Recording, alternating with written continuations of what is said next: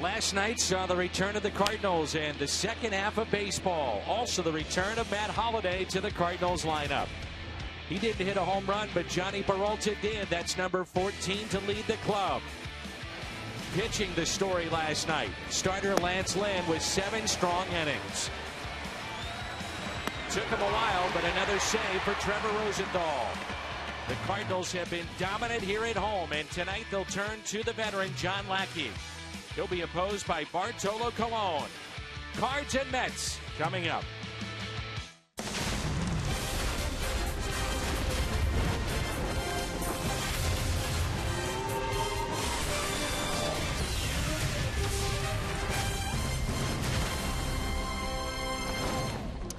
This is St. Louis Cardinals baseball, and tonight from downtown St. Louis in Busch Stadium, it's game number 2 of a 3-game weekend series. It's the St. Louis Cardinals and the New York Mets. And with Pat Paris, Andy Bennis, Al Roboski, I'm Dan McLaughlin. Welcome to Cardinals baseball. Should be an entertaining night when you think about 2 veterans going head-to-head, John Lackey and Bartolo Colon. Before we talk about those 2, let's go back to game number 1. Lance Lynn last night, typical Lance Lynn. Well, Lance Lynn, in my mind, is probably the most underrated starter in the National League. This guy has been nothing but a winner.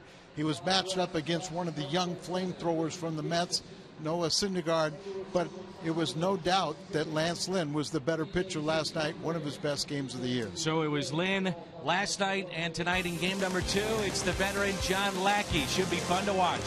Lackey, Colon, Mets and Cardinals coming up.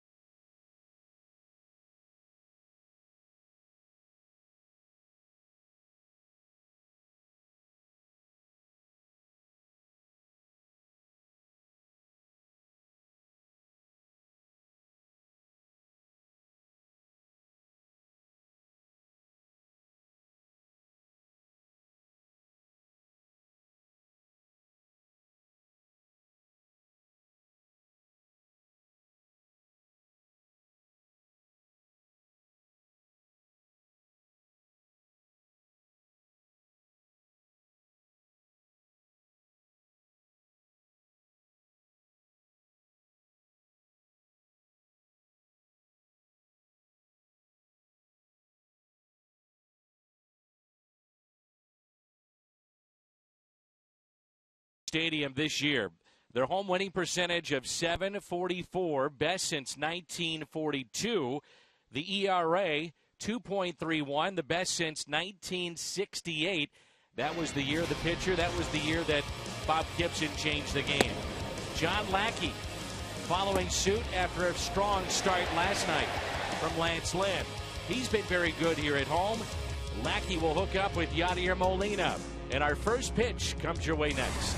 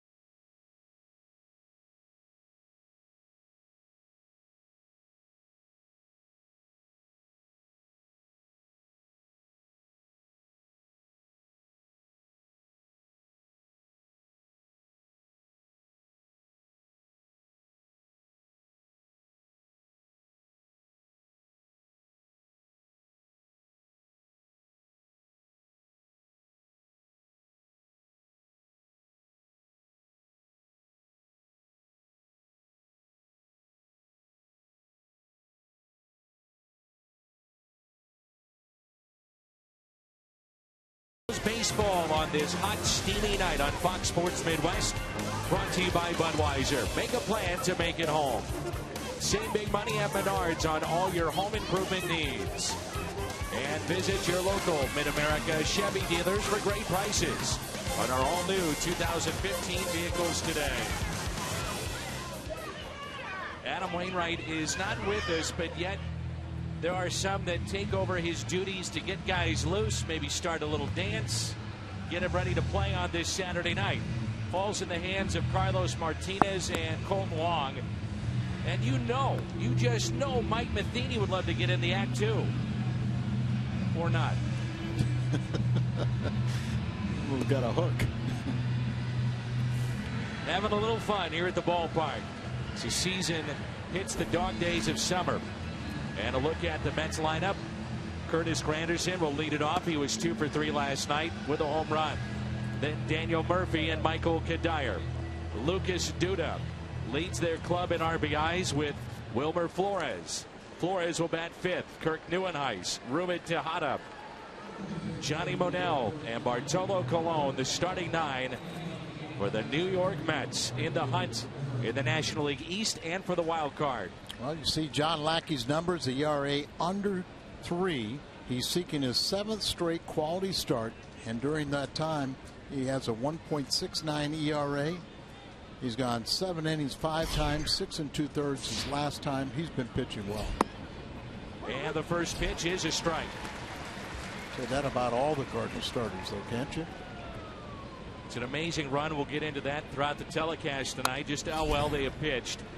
And it's not just the starters, but the bullpen collectively. This has put the Cardinals in first place in the Central. It has been the pitching of this club. Granderson had his 5th leadoff homer last night. And takes a ball outside. And Lance Lynn, 7 innings, and was outstanding after that leadoff home run. At one point, it set down 12 straight. Racked up the strikeouts and picked up a win.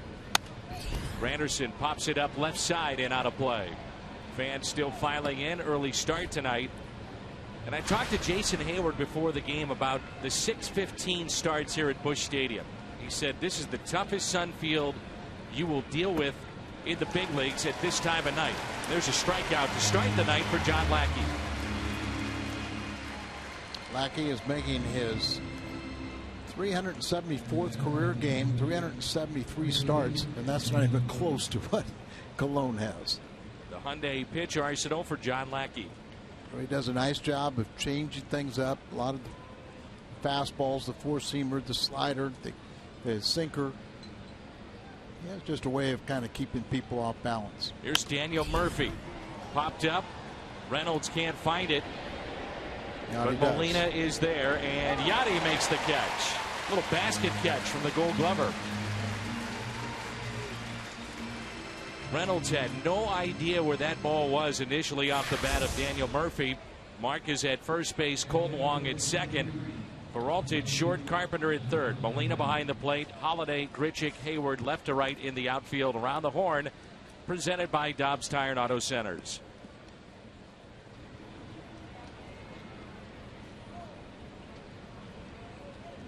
Battling the sun, Jason Hayward, and again, very tough. These 6:15 starts.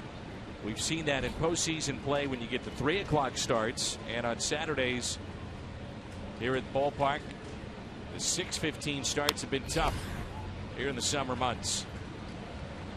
Well, you have the sunglasses, you have the glove that you kind of look through to kind of shield your eyes. He's using all the tricks right now. Michael Kadire at the plate, no balls, 2 strikes. Been a tough year for Kadire, battling through a very, very sore knee. Was not in their lineup last night. First year of a 2-year deal with the Metropolitans. And the 1-2 pitch. Tapped. And a swinging bunt, and Kadire is aboard. Infield hit with 2 outs here in the first inning. Kadire gets a start with that 286 average, a double, and 4 home runs against Lackey. Missouri Lottery Fox tracks here for Lackey as he hit the outside corner at Kadire reaching, and it turns into a base hit. Very good pitch, and doesn't get rewarded for it. Just a swinging bunt.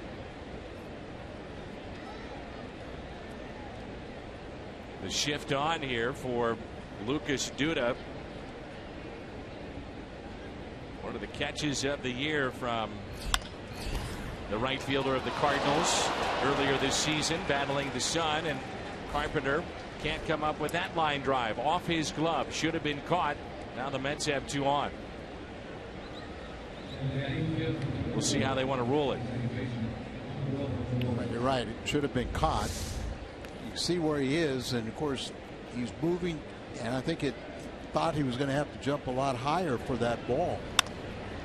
As he goes up off the glove, but they may wait and determine what. They gave a base hit on it. Of course, everything's a hit today.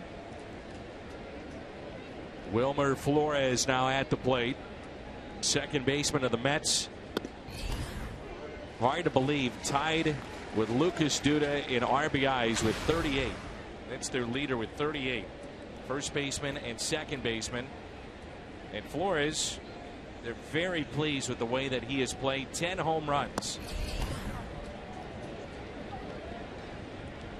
And the 10 home runs a little bit surprising. They've said now that they've kind of settled things, they put Flores at second base. Tejada the shortstop with David Wright out, Murphy at third. Little squibber back to John Lackey. And a toss to Reynolds. Cardinals coming up in the home half of the first. No score here at Busch Stadium.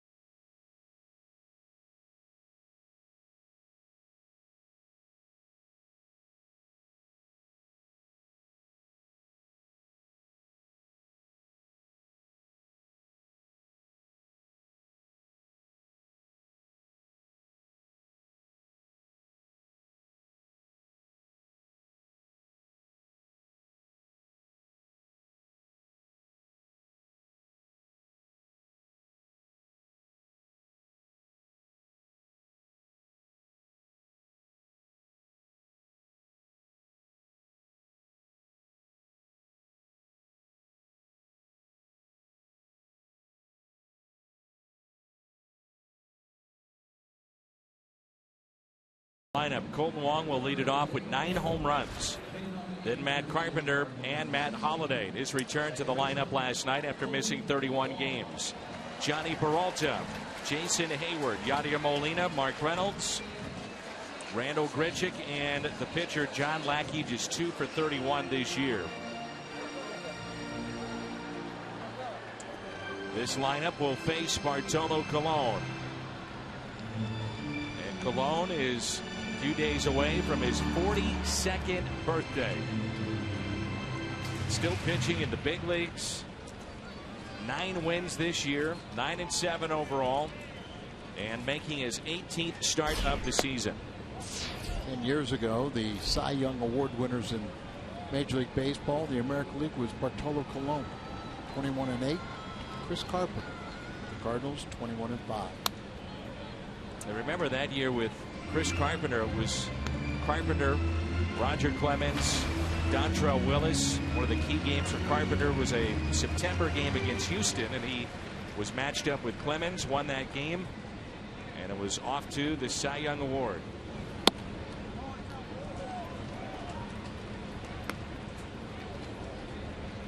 Anderson has to deal with that sun field. At least Hayward's a little more familiar with it. Here's a 2-1 pitch. Taken outside, 3-1. Bartolo Colon, not the same pitcher that he was 10 years ago. He's got great control. When he needs to reach back and get to 92 to 93 miles an hour, he could do that. Pitches on both sides of the plate.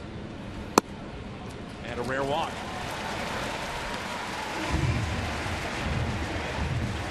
Hyundai pitch arsenal.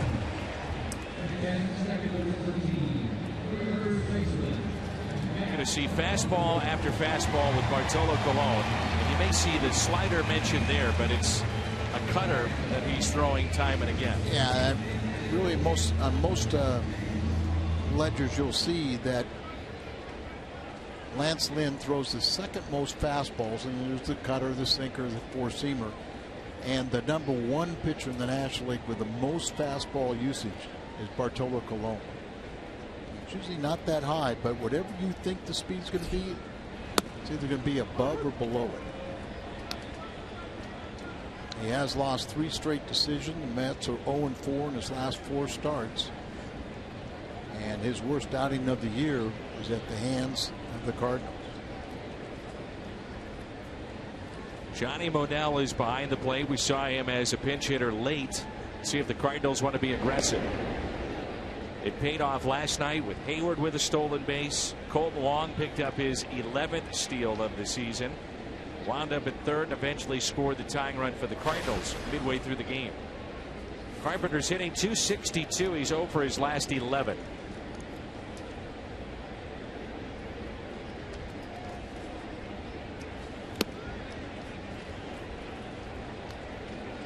Nearly 20 years ago, Bartolo Colon made his major league debut.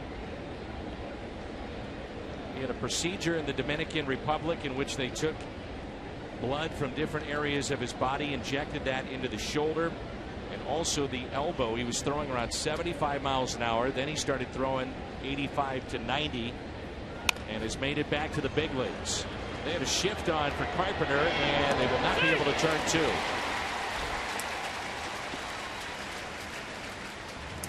I always find this interesting to look when you have a player that's been around as long as Colon has, the lineups that he's faced over the years. This is when he made his debut. He was pitching with the Cleveland Indians at the time, and that's a good lineup against the Angels, a team that he eventually pitched for. Jim Edmonds was a part of that team. Eddie Murray, your DH, and now in the Hall of Fame. Some pretty good names on that lineup card. And he keeps on rolling along, doesn't he? He's won 55 games since he had that questionable procedure. That's ripped into left center field off the bat of Holliday. Carpenter on his way to third. Okenda will hold him up. And Holliday trotting into the bag at second base. His first hit since returning to the lineup.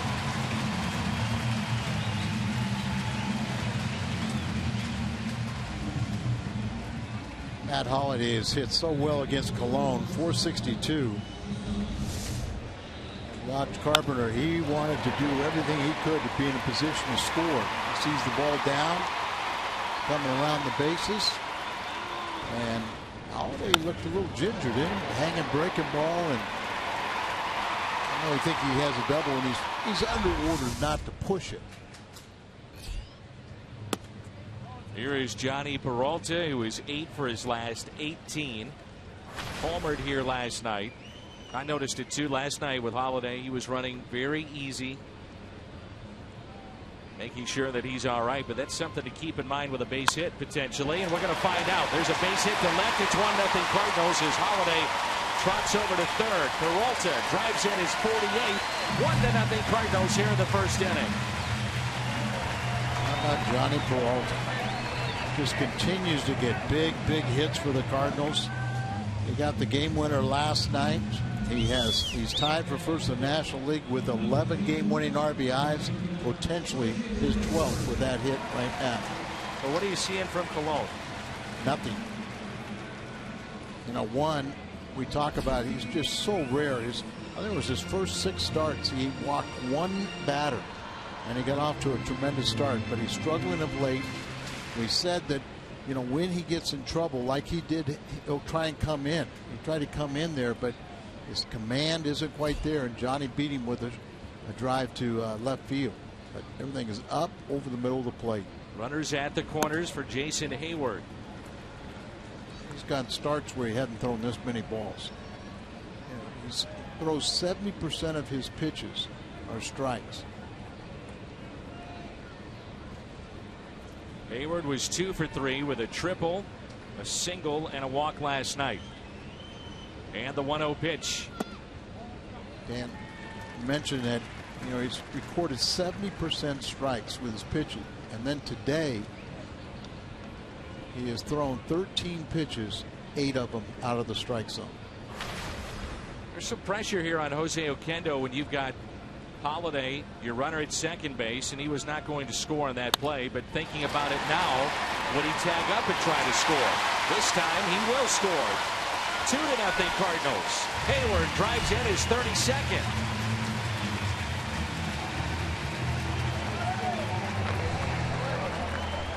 Three consecutive hits for the Cardinals, a 2-run lead for John Lackey as we turn to our Toyota keys to the game. One of the things we want to do is be very aggressive with pitches in the strike zone because he throws so many. But when he gets in trouble, Cologne has a tendency to come in on the batters. So you saw that with Johnny Peralta. He hit the ball there and used the same scouting report you did the last time, as the Cardinals gave Cologne his worst outing of the year. 9 runs, 11 hits in just 4 1/3 innings. So just repeat what you did earlier this year. Now it brings in Yadier Molina, hitless in his last 8 plate appearances.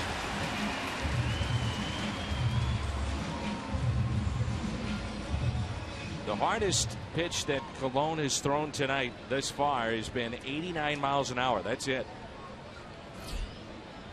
1 out, 2 on. First pitch to Molina. Fouled back for strike 1. Take advantage of this opportunity now. Get as many runs as you possibly can, because there's a master trickster out there that can kind of find some kind of old magic and start getting outs and repeating his delivery. And the 0-1. That pitch at 91, and that's what I was talking about earlier. When he needs to reach back and find a little extra 1 to 2 miles per hour, he can, but it's few and far between when he does that. Yeah, and it may be a difference too, Dan. You know, it's not 92, 93. You know, it's at 90, 91. And the 0-2. Molina hits it down the left field line. That ball is fair. Ground rule double for Yadier Molina. 1 run will score. That's 4 consecutive hits for the Cardinals here in the bottom of the first.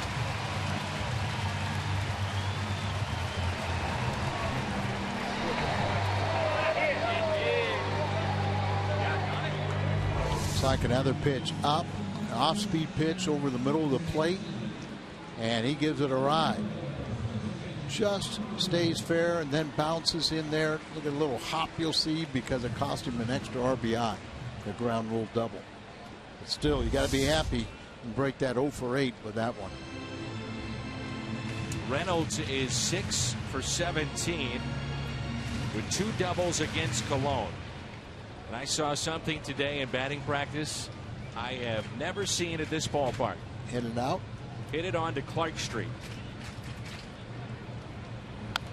Reynolds hit one literally to Ballpark Village. Hit over the seats and then pavilion in left field beyond the bullpen of the Mets. Took one hop and then hit the building for Ballpark Village. I have never seen that. I could say the same. Wonder if that's breakable glass over there. It was unbelievable. Here's the 0-1.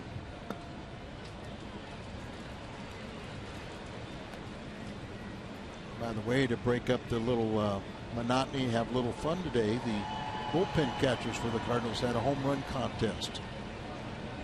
Number 39 won it, 6-5. Jamie Pogue would be his name, Al. I know that, but I was just 39 was my number. Well, Al, everything goes back to you. I know. So we had to talk about 39. I get it. You got it. 2 balls and 1 strike on Reynolds. So he hit one to Clark Street. He hit 2 or 3 into Big Mac land.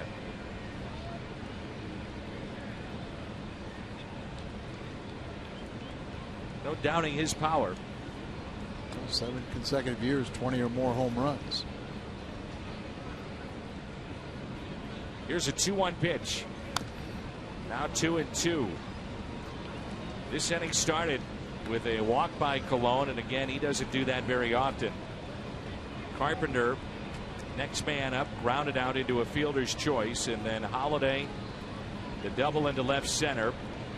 Peralta came up with a single into left. Hayward, opposite field hit into left in RBI, and then Molina, the double moments ago.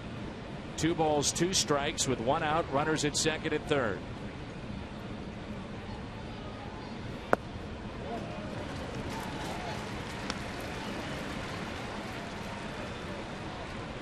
Sam Holbrook, the home plate umpire, if he doesn't give him the corners, make it tough for him also. Right now, Cologne doesn't have anything, does he? But, you know, sometimes you got to take advantage, sit down, regroup. 3-2 pitch. Reynolds hits a rope down the left field line and foul.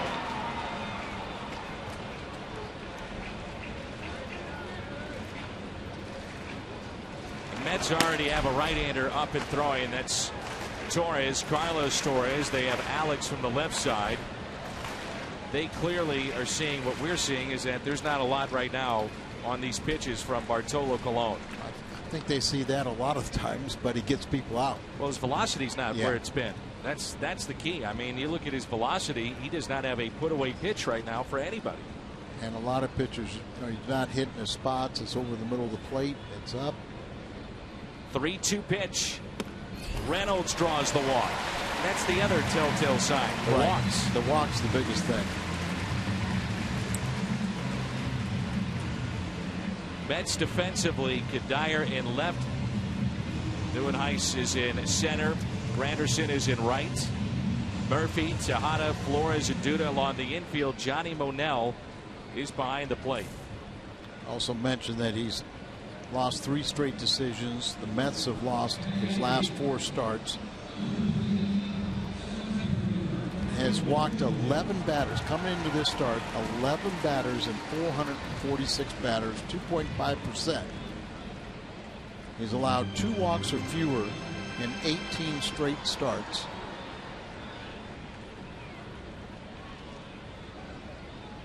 So the bases are loaded now for Randal Grichuk.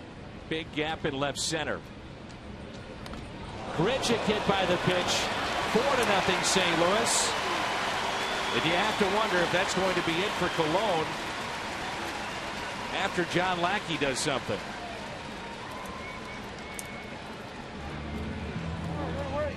His lack of control is alarming right now for New York. Right, just up and in. It's on that elbow. He's got an elbow guard, but an RBI, 27th RBI for Grichuk.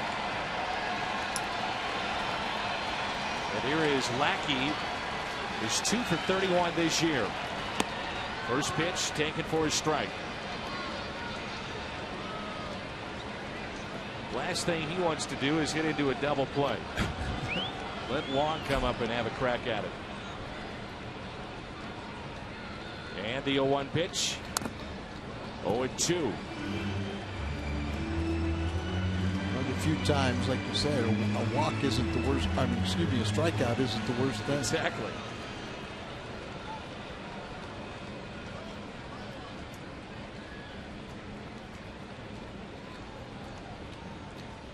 To the count on John Lackey.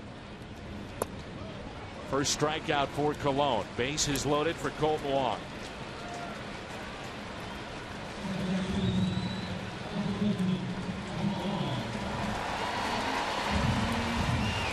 Wong started the inning by drawing a walk and then scoring. The last 11 starts for Cologne, the lefties have hit .336 against him with 5 home runs. Bases loaded, 2 outs for Colton Wong. Remember Colton Wong's first home run? Kansas City, grand slam, first home run in the big leagues. Very good call. I knew you would.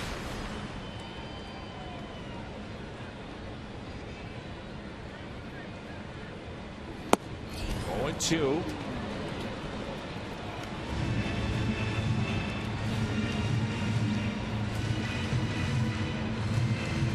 I'd like to see another shot at Cologne too. And the 0-2 pitch inside to Wong. It's been hit 9 times this year. Either get a base hit that clears the bases or leave him out there for some more damage next inning. You see Carlos Torres shut down the Cardinals. Some long relief outings. The 1-2 pitch. And a strikeout of Wong on the outside corner. Back-to-back strikeouts for Cologne. Cardinals sent 10 to the plate. Having some fun here at Busch Stadium. 4 runs on 4 hits, 2 walks, and a hit man.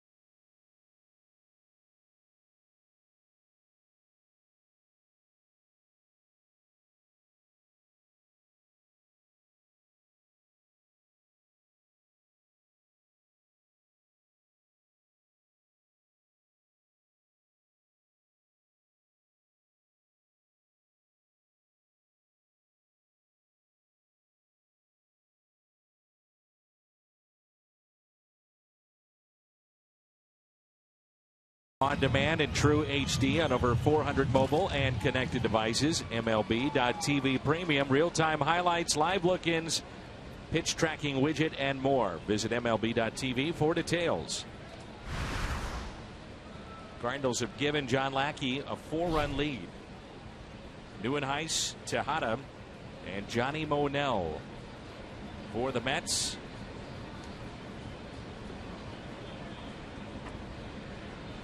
NYN is hitting 135 with 3 home runs, all coming in one game, and 6 RBIs.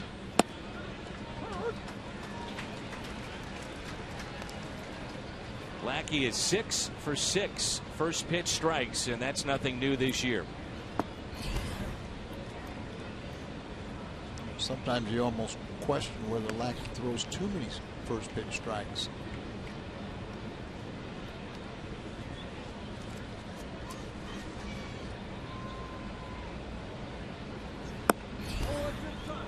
Just a bit inside, says Sam Holbrook, the home plate umpire. Greg Gibson is at first base, our crew chief. Clint Fagan at second. Chad Fairchild is at third. Evens it up at 2 balls and 2 strikes. Lackey is trying to make it 7 consecutive quality starts. I don't know about you. Did you see this coming when the Cardinals acquired John Lackey? No. Me neither. Strikeout of NYN.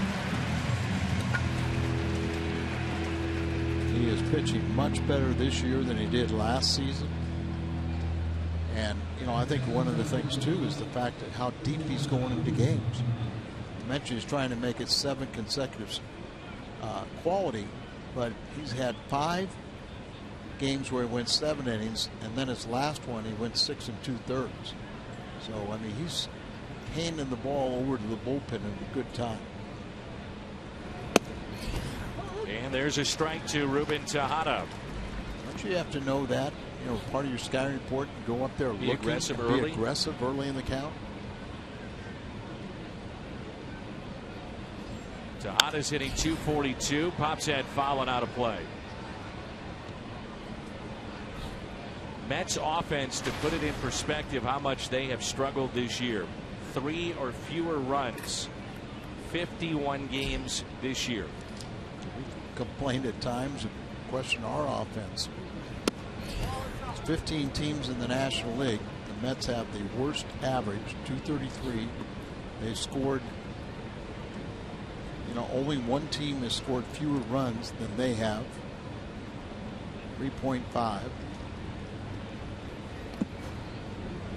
They're third from the bottom in the National League in on-base percentage. That adds up to a poor offense for Terry Collins, but he's got great pitching. It's put them in a position to, as we mentioned earlier, to be in the hunt, the conversation for the National League East, certainly the wild card. A nice conversation with Terry Collins today about his ejection last night. Those that cover the Mets every day say that that was as animated that they had seen Collins get this year. And he basically, you know, he questioned the low pitch, and he got in the face of our third base umpire. You know, the umpire said, "Why are you so mad?" He goes, "I'm in a pennant race. You know, that's a guy at third base. The time runs at third base. We're able to put another runner on first base." You know, it just like, what do you mean? Why are you mad? Line to Carpenter. The scoop and the throw. 2 down. Nice play here by Carp, the hot corner. Reactionary position. All you have time is to one step and a dive. He took the step to the left, caught it on the shoe tops, and made the throw. And we talk so much about the players from the 80s, the 70s, the 60s. One guy that we do not talk enough about, was so good here in St. Louis, Scott Rowland. I mean, he was incredible at third base, and I think we took him for granted just how good he was. I don't think we took him for granted, but we just, you know, but as he is left, we sometimes don't remember how good he really was, and what a complete player. So big over there at third. like a shortstop playing third base. Or excuse me, his size, almost like a linebacker playing third base.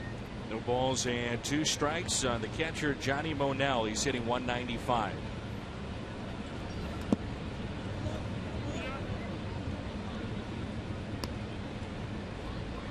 Mets really had to deal some devastating injuries too. Darno was hitting close to 300. Fine young catcher. The biggest David Wright missing in this lineup. On a hop, 2 hops to first baseman Mark Reynolds. He'll take it himself. And the Mets go in order here at the top of the second.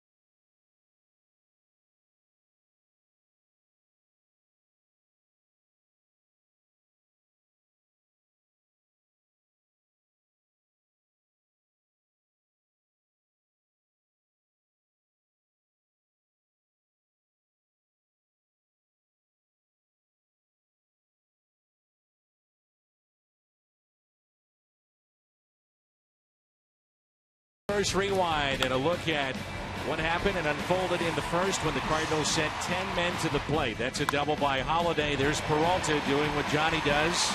Picks up an RBI. Hayward would go to left. Cardinals at 1.4 consecutive hits off of Bartolo Colon. That's an 0-2 pitch hung by Colon and a double that scored a run off the bat of Yadier Molina. AT&T U-verse rewind. It adds up to a 4-run St. Louis lead as we move to the bottom of the second.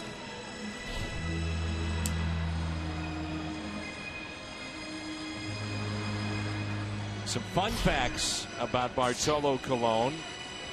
He's the second oldest man right now in the major leagues, behind LaTroy Hawkins. Mentioned earlier, he'll be 42 in a couple of days. The only former Montreal Expos player to appear in a major league game here in this 2015 season. How about this? He faced both Cecil and Prince Fielder. Briefly teammates with Dwight Gooden and Kevin Mitchell, who was a couple of members of the Mets' last World Championship team in 1986. And to put a bow on this, put it all in perspective, mentioned that Colon made his debut in 1997, still pitching here in 2015. That would be the equivalent of Carlos Martinez pitching until 2033.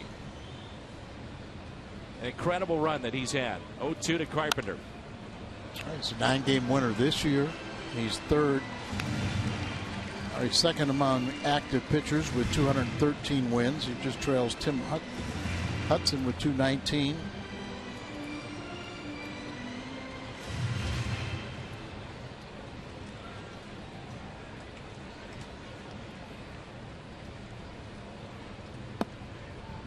He's first among active Dominican-born pitchers with 213, and third all-time, trailing only Juan Marichal, 243, and Pedro Martinez, 219. 1-2 pitch. Taken low.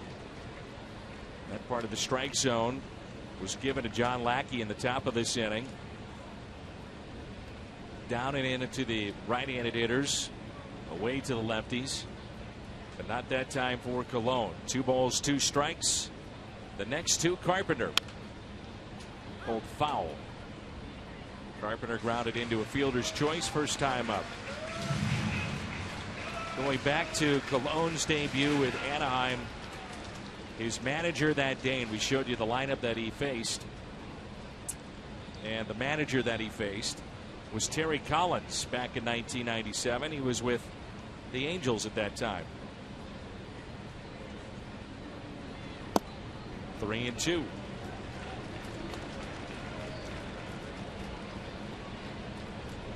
Hitter with great eye and pitcher with usually great command. Something's got to give.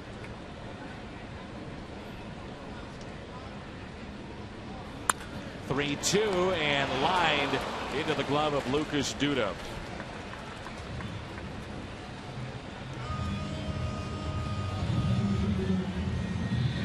Years in the big leagues for Bartolo Colon. All began with the Cleveland Indians and bounced around. White Sox, Expos, the Mets, the Angels, former Cy Young Award winner, and in year 2 of a 2-year deal. Here's Holiday. Many around baseball last year's or 2 years ago in the winter meetings really questioned the signing a 2-year deal for Bartolo Colon. Are you kidding me? This deal's been a good one. With the young staff that the Mets have, they talk about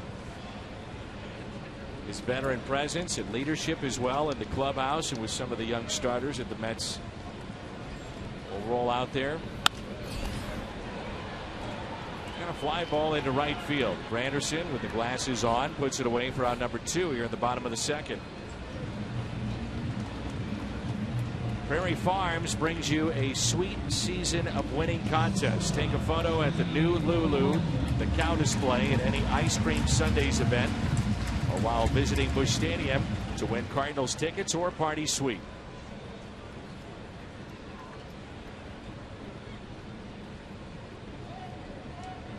Here's Peralta. Last year, Johnny led the club in home runs. First Cardinal shortstop to do that since 1917. The shortstop, if you're wondering, Rogers Hornsby. You're saying, wait a minute, Hornsby? He had not been moved to second until a couple years later. He was at short. 1-1 pitch.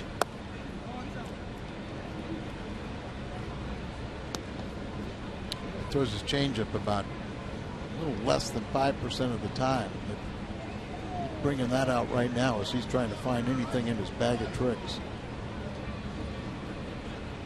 Here's a 2-1 pitch to Johnny Peralta.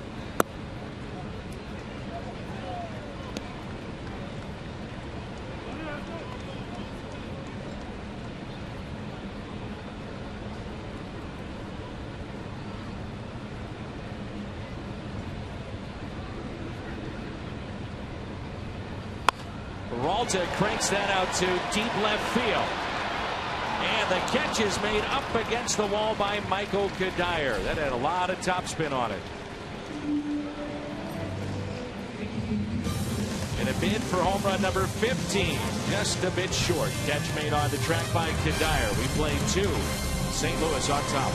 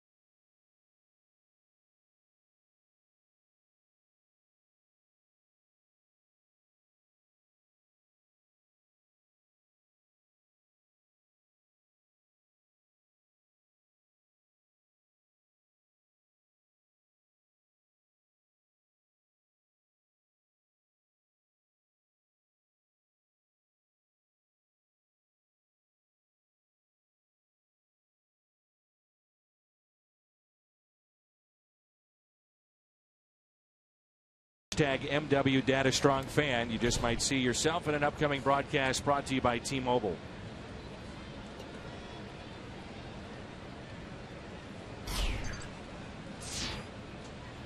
John Lackey against Bartolo Colon in the first pitch. Take it for a ball. These two were teammates in Anaheim. For Colon, it is start number 454 tonight of his career. Lackey number 374. And that's a base hit.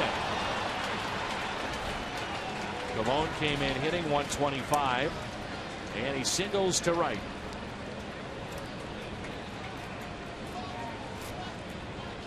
CC Sabathia, Mark Burley earlier this year.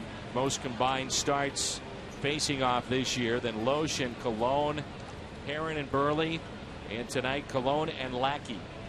What is it about Lackey giving up home runs to the veteran pitchers? He gave up the first hit to recently. A.J. Burnett. A.J. Burnett was the home run. But the home, no, but I mean there was John Lester. Lester was the one in Chicago. He was 0 for 66. Yeah. Here's Granderson, who struck out first time up. 1 ball, 1 strike. Mark Reynolds is playing behind Bartolo Colon. You may find this shocking, but not a threat to steal. Never know. Really? That was Colon's 5th hit of the year. He has 3 RBIs. He got another big hit against the Cardinals. I'm not mistaken, might have been his first one of the year. Well, he picked up the hit, then he had to run the bases, and then after that game at Citi Field, he wasn't the same. Went back on the mound, and he even talked about it later that running the bases was not conducive for him to have success. Can they turn 2? Not with the speed of Granderson. No. He wanted to punch him out,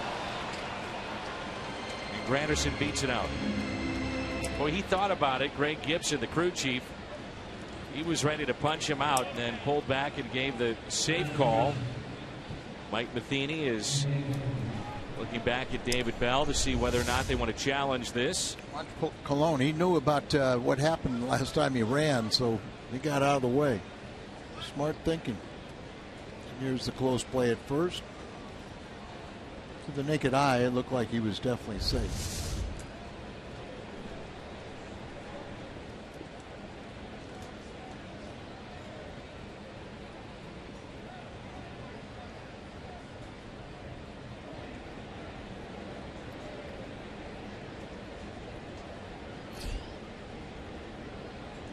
Here's Daniel Murphy with a runner at first. That's Granderson. He has 5 steals this year.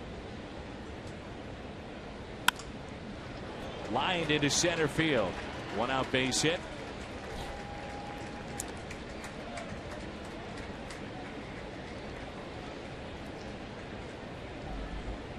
And it brings in Kadire. An infield hit back in the first.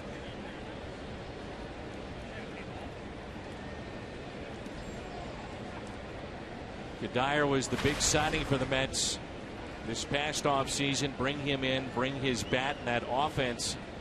He's hit just 182 with runners in scoring position.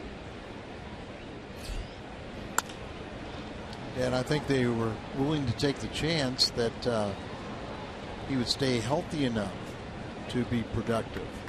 But I don't think they thought that he would be playing and not be productive as he has, particularly recently.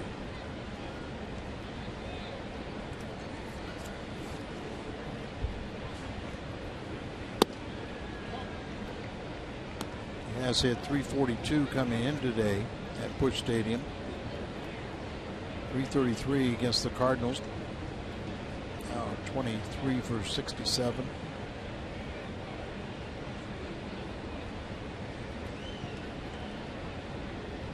One pitch. Granderson dancing out there at second base. Tapped foul, and it's 1-2.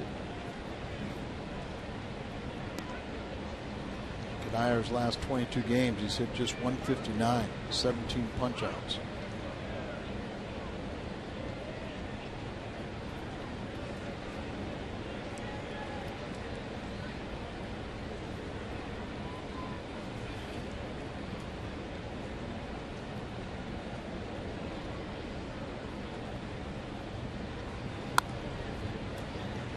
well as he's hit against the Cardinals, that .333 average with runners in scoring position against St. Louis, just .214. That's a far cry from his .182 with runners in scoring position with 25 punchouts for the year.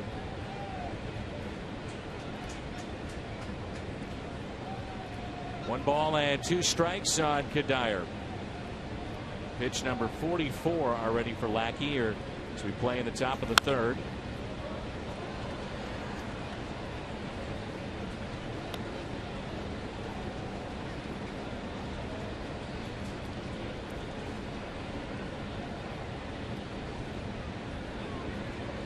Busch Stadium packed once again here tonight.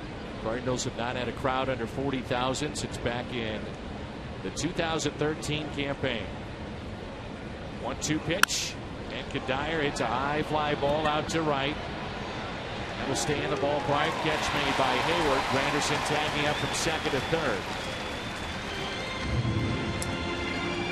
Cardinal fans, did you know the StubHub app is personalized just for you? Now with the StubHub app, you can select your favorite teams and artists and discover new ones too. Start at StubHub and let the fun find you. StubHub, the official fan-to-fan ticket marketplace of the Cardinals.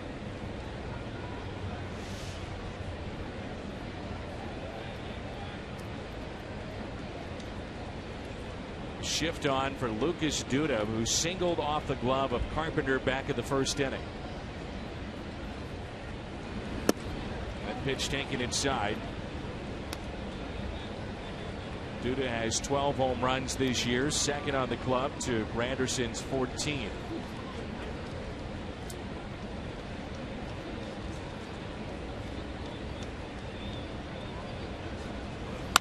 Ground ball and backhanded by Reynolds.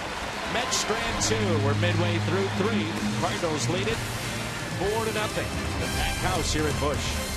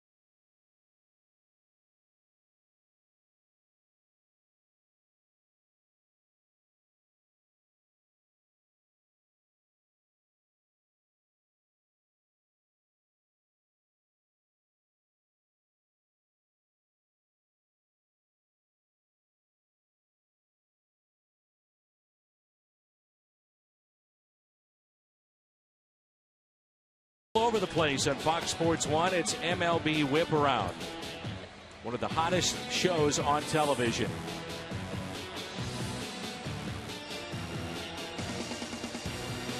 Cardinals have Jason Hayward, Yadier Molina, and Mark Reynolds against Bartolo Colon.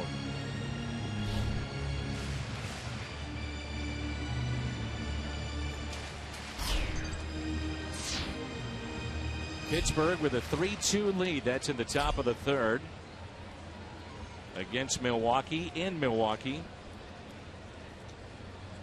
Vance Worley making that start against Jimmy Nelson of Milwaukee. Hayward a bouncer and a base hit into right field. He's 2 for 2.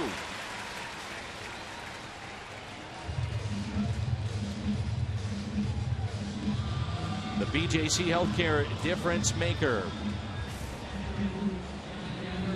And John Lackey a part of this list. Lowest ERA since June 9th, 1.69. And Lackey has just been sensational, though, here at home since the Cardinals acquired him. John has made 14 starts at Busch Stadium, and the Cardinals are 12-2 in those starts here at home. Got quality start in every one of them, too. Grom was on that list. Carlos Martinez also. We'll see Carlos and Waka, the two All-Stars. They'll be featured in Chicago against the White Sox Tuesday and Wednesday.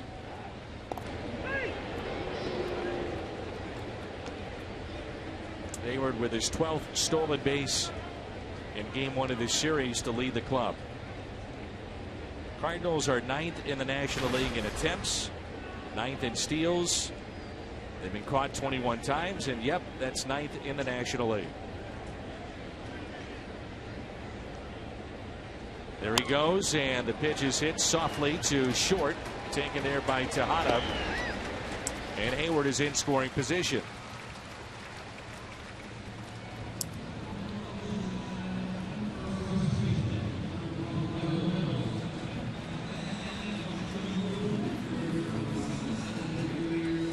Reynolds walked his first time up.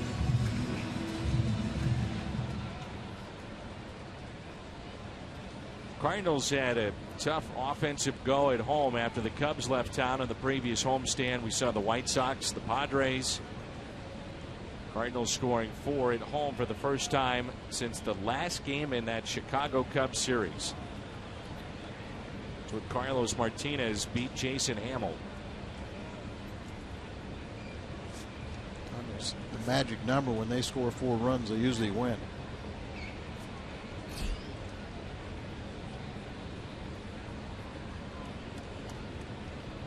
Outfield is deep for Mark Reynolds.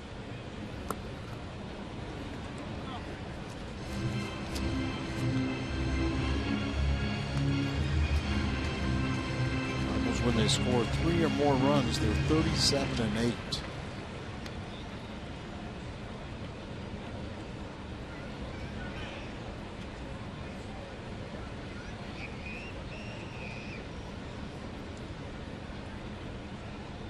And an 0-1 pitch with Hayward, the runner, at second base, taken low and outside.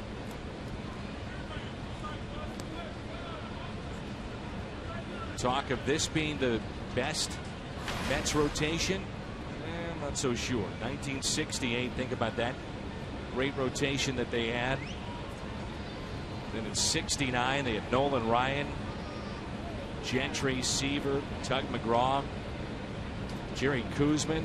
Those are some names from the past, but that 5 the Mets could throw out to you in 1969.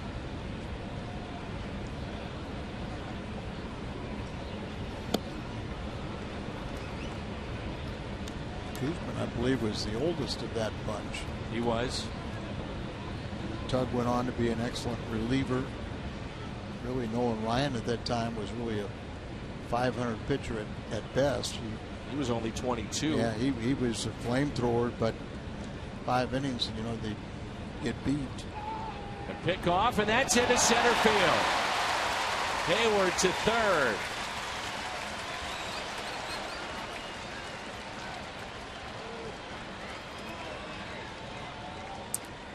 It's a third error by Colon. Right between the legs of Hayward.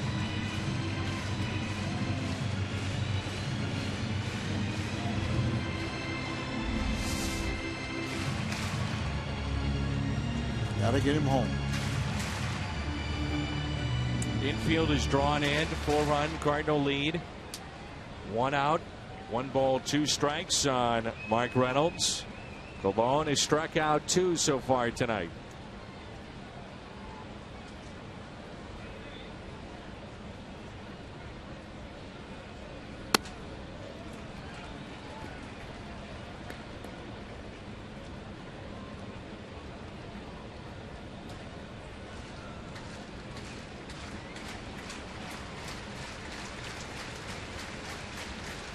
Inning started with a base hit to right by Hayward. Molina grounded out too short. Cardinals started the runner. The 2-2 pitch to Mark Reynolds.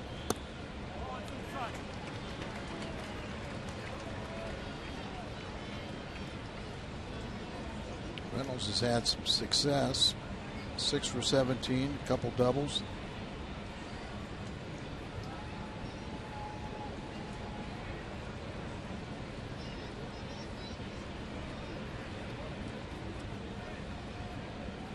The 3-2 pitch.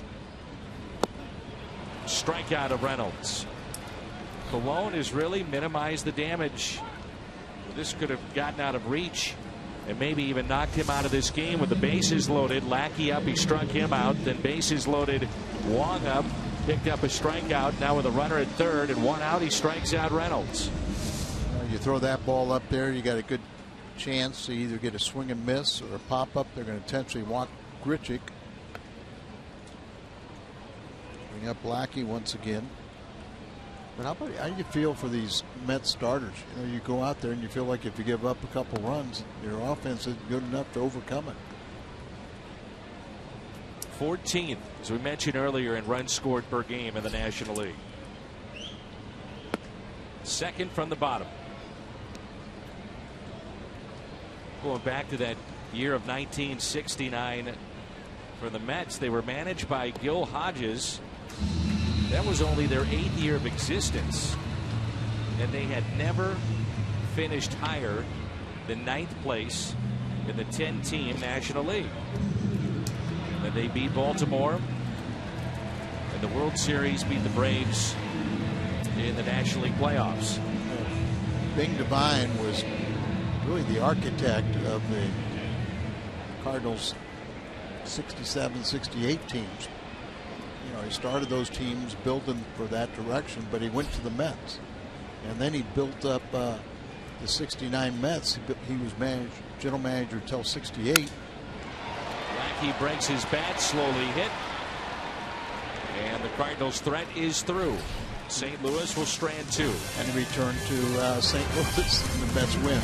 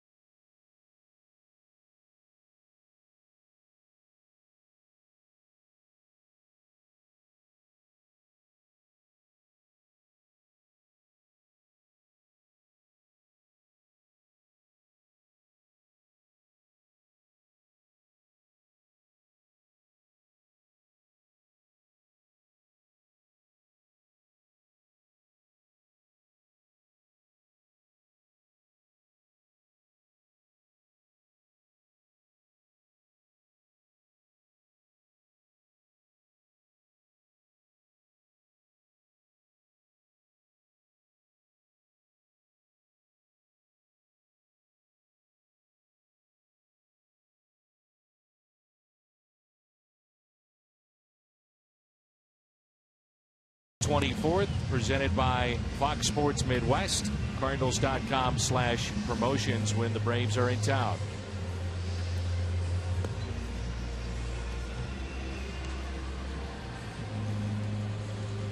Mets have been horrendous on the road and away from Citi Field. If they had just a decent record on the road, they arguably would be in first place of the National League East. The Mets, you see the big difference there. Largest difference in winning percentage. Home better than road this year.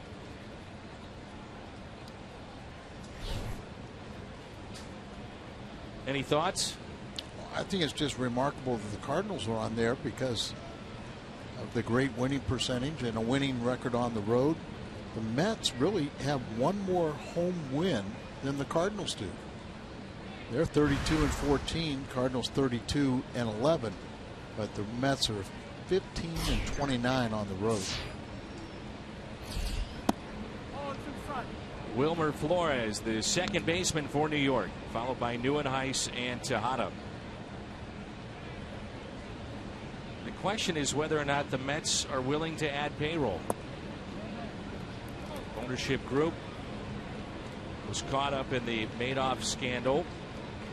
They have built this team with young pitching, inexpensive pitching, but are they willing to go out, deal some of maybe that young pitching to get themselves some offense?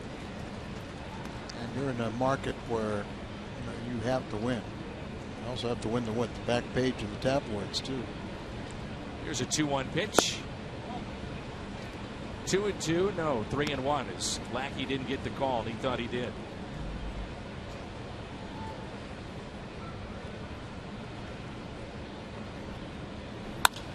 Ground ball that's hit to short. Peralta, nice play. Backhand makes it easily. Now, Johnny Peralta, we know what he's done offensively, but how about defensively? He's only committed 3 errors all season long. If you get the ball to where he can, catch it, he'll make a routine play. Among all shortstops since the Cardinals signed him to a 4-year deal, that's now 950 total chances that he's had. He's committed 15 errors. In comparison to Simmons and Echeverria, and obviously he doesn't have the range of those players, but 15 errors, and he's closing in on 1,000 total chances.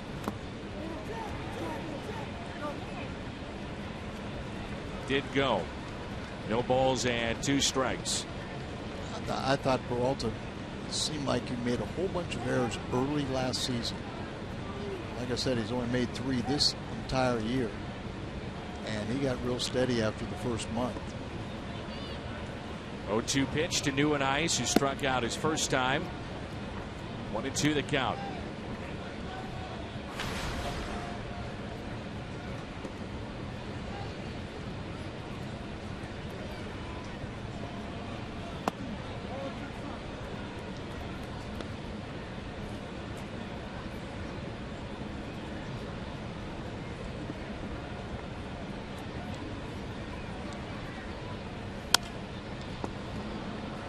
Shallow right. There's Hayward. 2 down. Another one of these Cardinal starters that doesn't beat himself. He doesn't walk many. And he's only allowed 9 home runs, so he keeps the ball in the ballpark.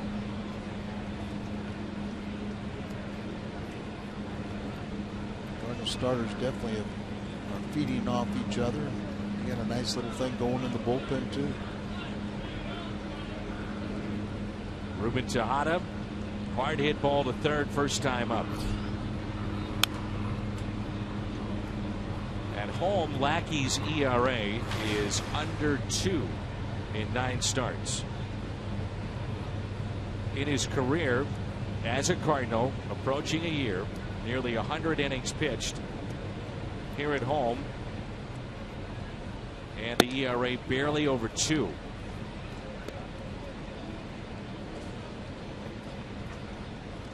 Take away that bad game in Colorado too, his numbers would look even more impressive. 1-1 pitch off of Lackey, and he makes the play. Seemed to be off the foot of John Lackey. Let's hope he's all right.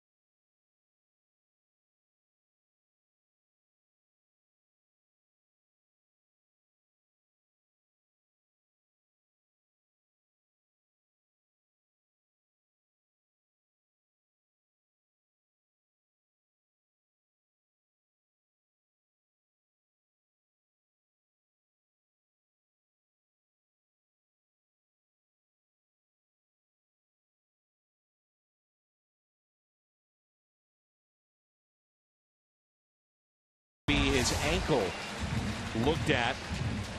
See it here on the replay, and it is the left ankle or shin. He retrieves it, gets it over there, and walked off. Seemed like he was okay. They mentioned something about him. I think it was above the ankle, and that's a much better place than on the ankle bone. But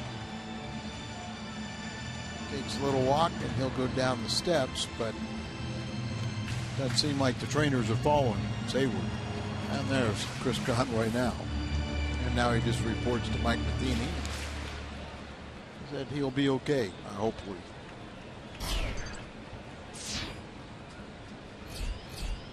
We're in the bottom of the fourth. Cardinals with a 4-run lead as Colton Wong takes a ball outside.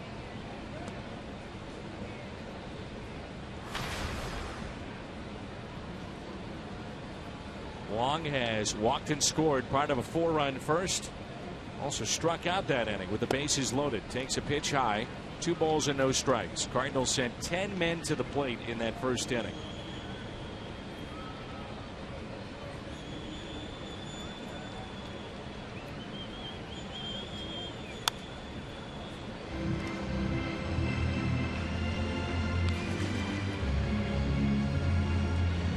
Like Malone would be around this inning, but it's one of those guys that kind of, once you got out of the first inning, kind of regroup, figure out a way to get him out,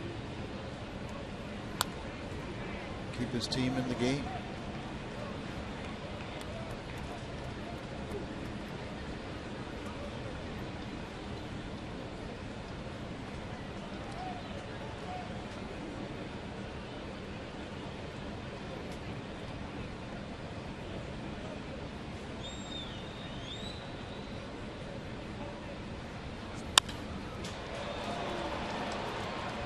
Center field for the first out.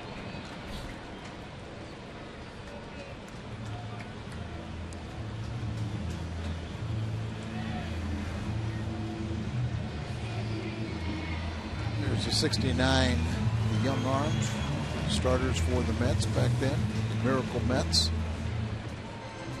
Nolan Ryan, he was only 22 years of age.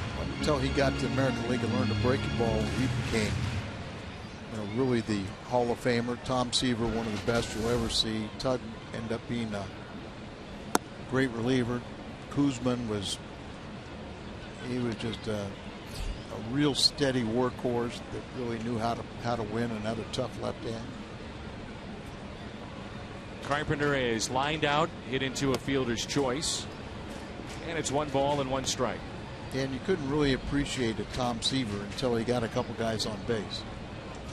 It was always pitch to contact, and they didn't try and strike anybody out until they got 2 strikes on him. But if he got a couple guys on, then all of a sudden be out of play. The velocity was so much better. The breaking ball, it would be so much sharper on his curve ball and slider, and because they were always pitching to contact. That's why a lot of Hall of Famers gave up a lot of home runs, because they'd be solo shots. They're just saying, okay, hit the ball, and then every now and then somebody would do it. But they didn't give up very many 2- and 3-run home runs.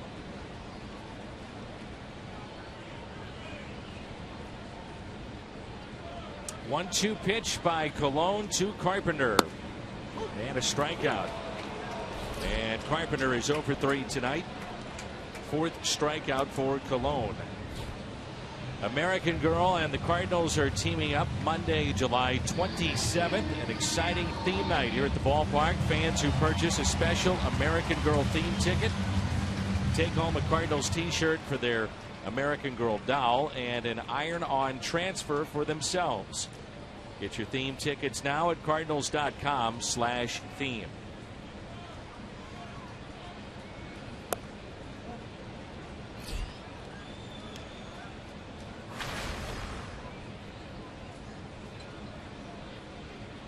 Holiday has doubled and scored back in the first and flied out to right. You wouldn't think, if the Cardinals had a safe situation, that Trevor Rosenthal would pitch in this game tonight. 33 pitches last night, highest total for any pitcher in a 1-inning save this year. And that's after being ridden hard over the weekend in Pittsburgh. Just going to say that 50-some pitches Saturday and Sunday in Pittsburgh. I'm not sure that he'd even pitch tomorrow. Well, the best thing the offense can do is make it a non-save situation, score as many runs as possible. But Mike Matheny was saying he feels comfortable with some of the arms down there. 2-1 pulled foul, 2-2.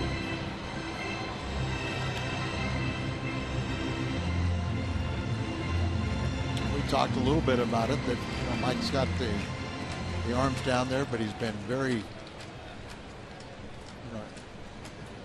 continually goes to the 4 same guys, in close games, and the Cardinals have been playing 50% of their games are 1 or 2 run decisions. 2-2 pitch. Lined out of play. Well, the presence of Holiday certainly changes just the look of this lineup. Puts a little fear in you, doesn't it? Peralta goes to a cleanup spot. You wonder how Matt Carpenter will be pitched with the addition of Holiday to the 3rd spot. Has a trickle-down effect.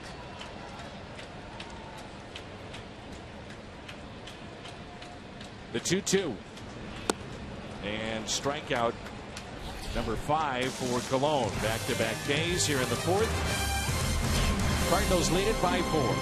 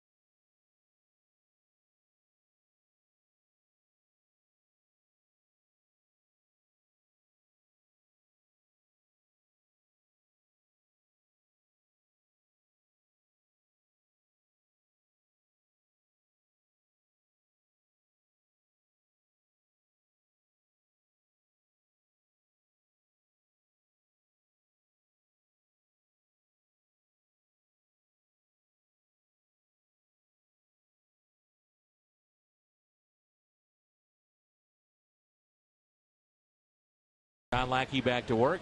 He's allowed 4 hits tonight. Pitched out of trouble back in the 3rd.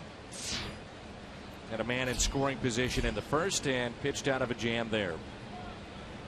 Johnny Monell, Bartolo Colon, and Curtis Granderson. Cardinals with a 4-run lead.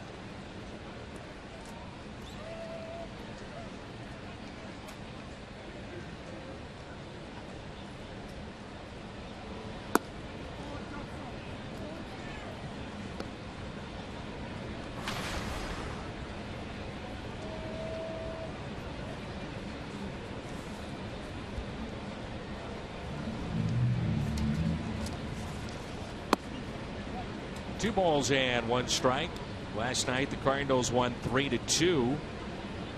St. Louis now 20-25 when scoring 3 or fewer runs this year. That winning percentage is .444. To give you an idea of just how well the Cardinals have pitched because of those games and because of the lack of offense that they've had, it's the highest winning percentage when scoring 3 or fewer runs since the '69 Mets. And a leadoff walk.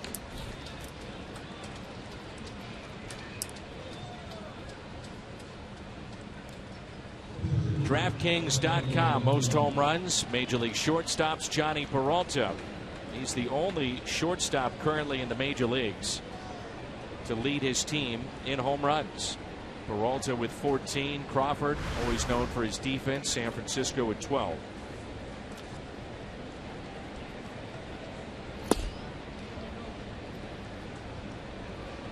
Lone asked a bunt here.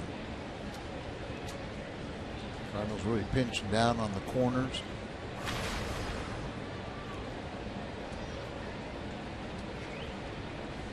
Teams just don't steal against Yadier Molina. They just don't do it. They don't attempt it at all. That's the point. I mean, stolen base attempts against Molina going back to 2013. Only 120 of them. He's caught 52. And I'll bet more than half of those are, where a pitcher just forgets about a base runner, does give Yachty a chance. Put it in perspective, Jonathan Lucroy has seen 256 attempts against him. Out at second, and it's a double play. I thought Yachty had tagged The question will be whether or not he tagged Colon, which is, I think, what he's stating right now, and he's telling the Cardinals fielders to tag the runner right now. So they're going to make sure. Yeah, there's the tag. So there's your double play. We'll see if Pouncer right there. He reaches for him, but he missed him. So there's the force out, and there's your double play. But I think Yachty was saying, just in case, we'll get him another double play. See if he does tag him. No, he missed him.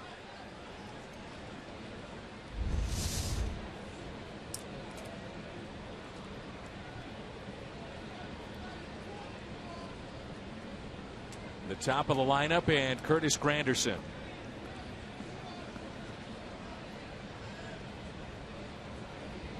Granderson is hit into a fielder's choice and struck out. First pitch taken for a ball. You talked to Tony La Russa about Yadier Molina, and he mentions Albert Pujols in that same conversation about being fearless defensively. What separates him and what makes him elite. Clearly he has the physical skills, but it's the fact that on the biggest stage he's willing to take a chance, willing to make a mistake. More times than not, he doesn't make those mistakes.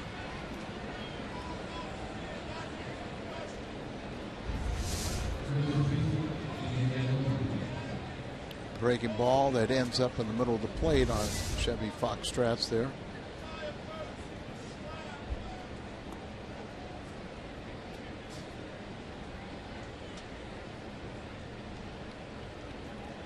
Daniel Murphy is popped out in foul territory, and a catch made by Molina, and a base hit into center field. He's a free agent to be. Mets will have to make a decision on him. Some of that may come down to the future of David Wright. The Mets aren't even sure that David Wright will return this season. He's dealing with a back injury. Played in a handful of games, and he's been gone for a long time. Talked to one of the trainers, and they said they saw him a couple weeks ago, and he said his spirits were a little bit better.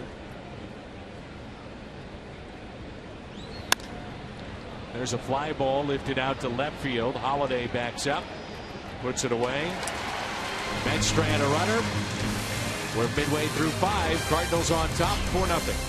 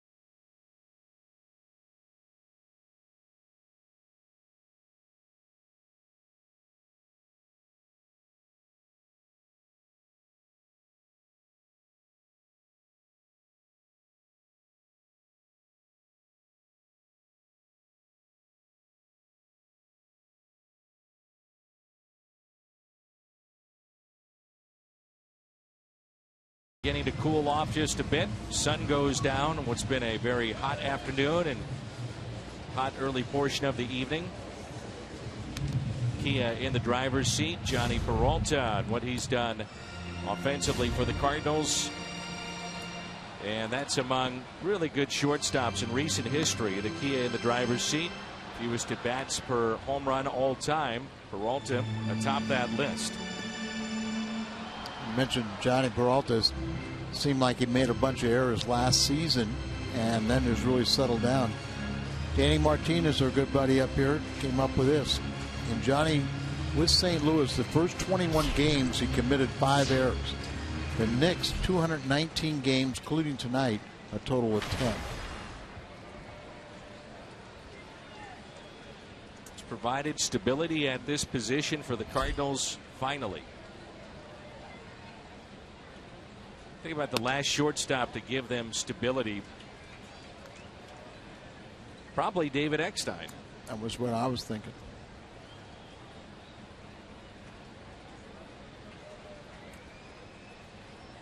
We were looking at some numbers from Eckstein to Peralta. That time frame, 2006 through 13. And the Cardinals were last in RBIs from their shortstops collectively in that time frame. And he's back at it again. He whacks at it at deep left center. And it's a ground rule double for Johnny Peralta. Second hit tonight. He's 2 for 3. Smoked that ball, and the one time Cologne did get him out, it was a line drive to the warning track and left. But he just turns on this one. He's got that little uppercut, and I think he got a little top spin on this one. And with that uppercut, it makes me wonder why more pitchers don't pitch him up. You know, you see a lot of his hands locking him up. Yeah, a lot of his home runs, the balls that he really drives are down in the zone. Here's Hayward with a runner at second base. And Hayward goes the other way. This will add to the Cardinals' lead. They'll change spots with Peralta, and it's 5-0 St. Louis. Back-to-back doubles here in the 5th. It's 3 hits for Hayward today.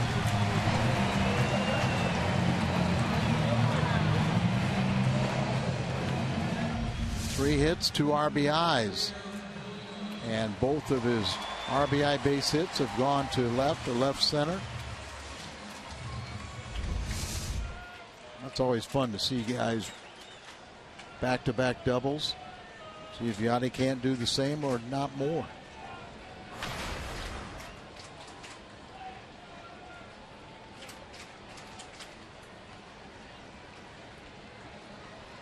Four doubles tonight against Cologne, including the ground rule double by Molina, hit down the left field line in the first. Second time that Torres has been up in the pen for the Mets.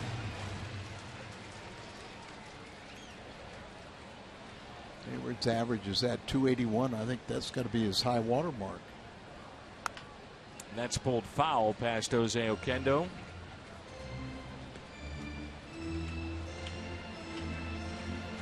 Jason's been swinging a good bat in the absence of Holiday, but just makes that lineup that much deeper and tougher with Holiday back.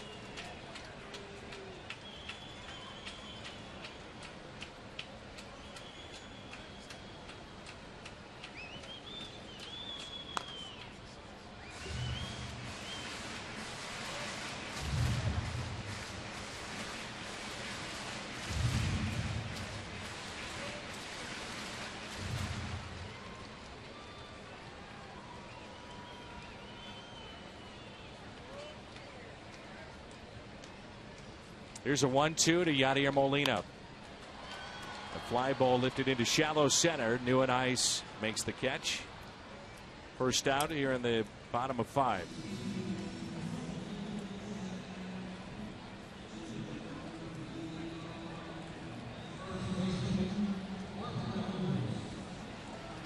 Reynolds is 0 for 1 with a strikeout and a walk tonight. Cardinals in their first inning at 4 runs, 4 hits, 2 walks, hit batter, and a 4-run lead. They've added a run here in the 5th, and it's 5-0.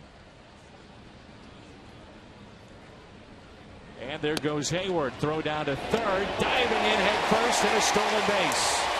Number 13 to lead the club for the Cardinals.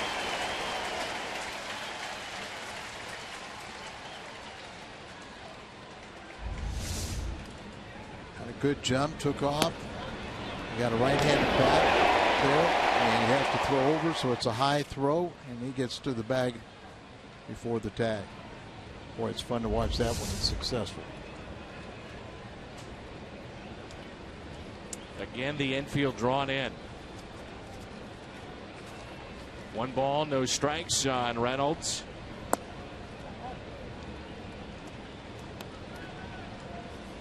The first 3 innings coming into this start, Colon has an ERA that's just above 3. Innings 4, 5, and 6. It's near 6, that ERA. The 2-0.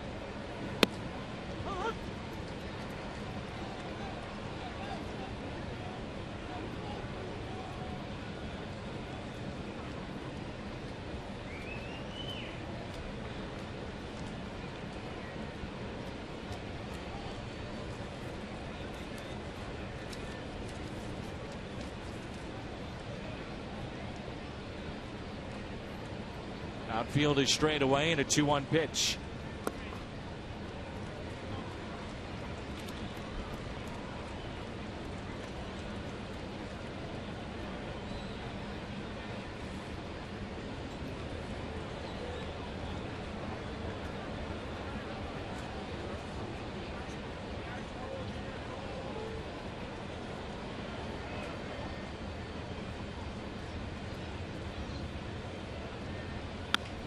One is hit to third and past Daniel Murphy, and that makes it 6-0.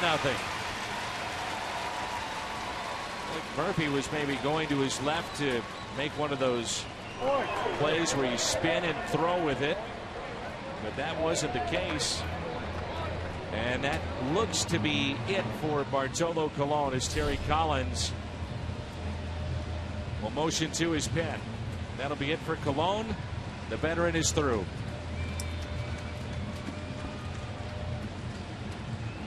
Watch the third baseman Murphy as Colon is making the pitch. He's off the line, but he's going and guarding the line, and then that ball is right where he was, and it goes on through. So Cardinals are leading the Mets 6-0.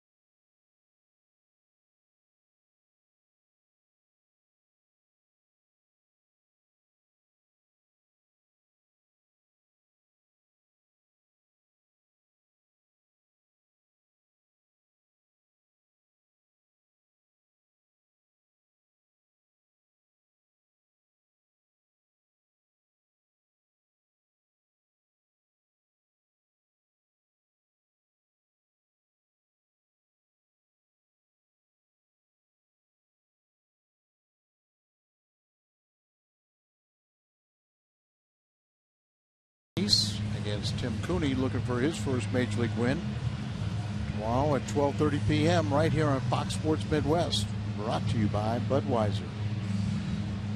Carlos Torres will make his 39th appearance. See the ERA, 4.36. More than a hit per inning. Nearly a strikeout per inning. With pretty good command. We've seen him a couple times last year where he had some extended relief outings against the Cardinals and did very, very well. He's 32 years of age. He resides in Kansas City. He's from Santa Cruz, California. And nearly 4 years of big league experience. And Grichuk had a good rip at that first one. Grichuk picked up an RBI, the fourth, back in the first inning when being hit with that by a pitch with the bases loaded.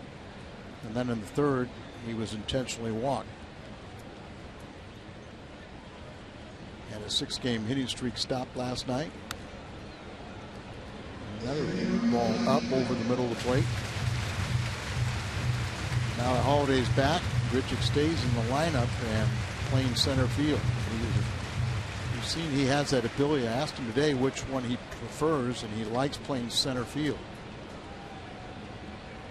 Some find it easier, some find it more difficult. Slider off the plate.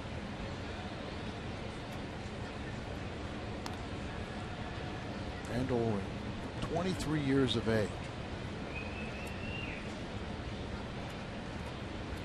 Saw last year that he had just great power when he first showed up in spring training, and he hasn't disappointed us since.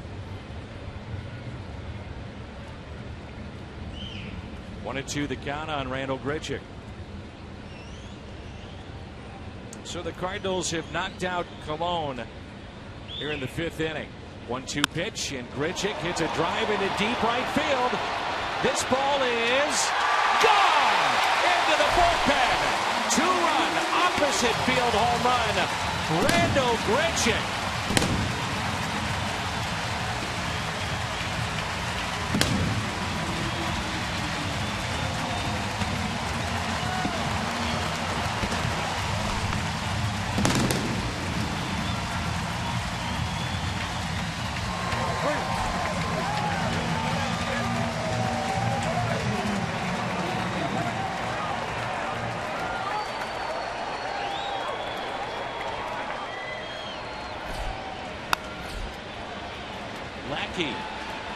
And that finds a hole between right, the second baseman, and the first baseman.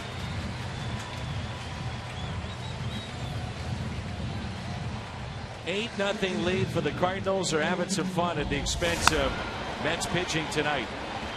I guess they don't know I have to run the bases. Got an 8-0 lead, and the last thing he wanted to do was to stay out there on the base paths. Well, especially after he was hit. That line drive off his leg, which he's shown no ill effects from, but you saw that little hop there at first base. So Torres has come in, allowed a home run, a single, and now it's Colton Wong. Grichuk, right before the break there in Pittsburgh, had back-to-back 3-hit games. Had a 6-game hitting streak stopped last night, but he's having some fun today with his 8th home run, and there's 3 RBIs on the night for Grichuk.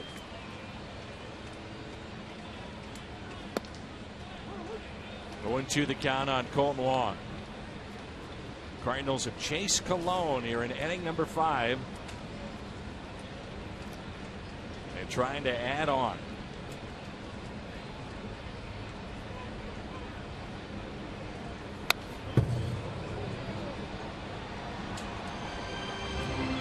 Just the great power of Randall Grichuk with an opposite field home run.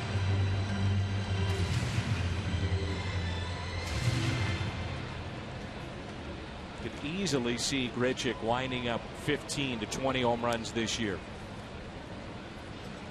Playing behind the runner at first, that's John Lackey. It's just a bit outside. Colton Wong tonight has walked and scored. He has struck out and also flied out to center field.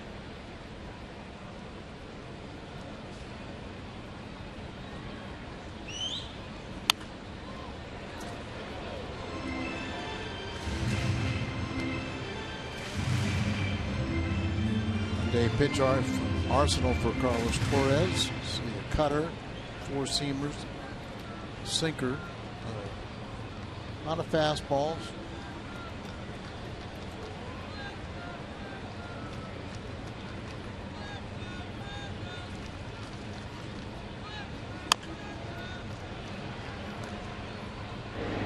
Out at second base, they'll get the lead man. That's Lackey.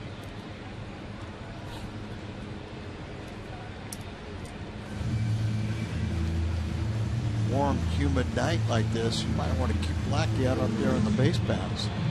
They get the lead runner, and now you have to deal with the speed of Colton Wong at first.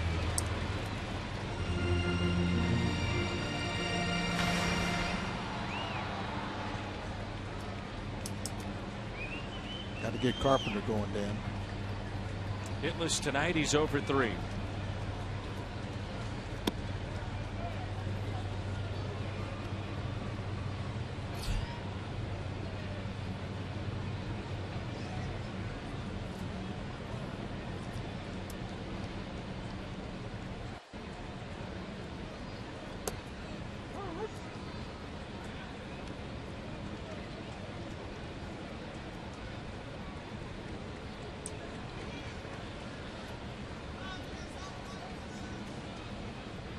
It looked like it during the road trip.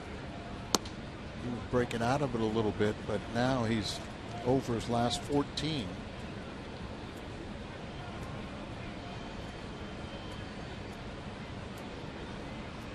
Let's get him to relax a little bit.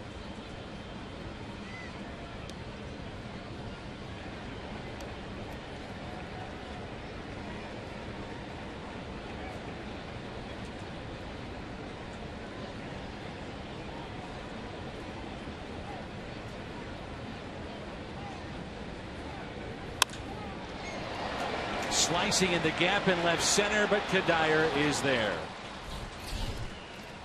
Yellowwood bringing the lumber. Everybody stop moving. Turn up your TV set so you can hear the crack of the bat. And this blast off the bat of Randall Grichuk.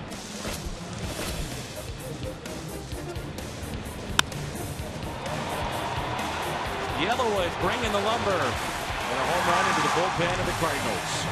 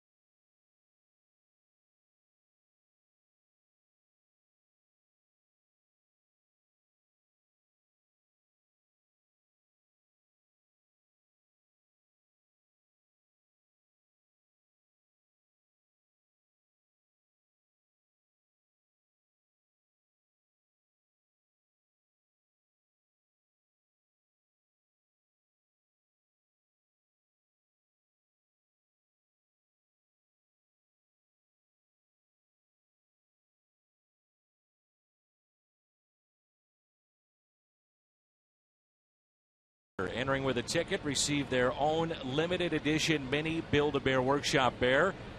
Wearing a Saturday alternate jersey. Also photo day. That's a popular day here at the ballpark. Up close photos of the players, coaches, and even Fredbird arrive early. First come, first serve basis. Cardinals.com/promotions.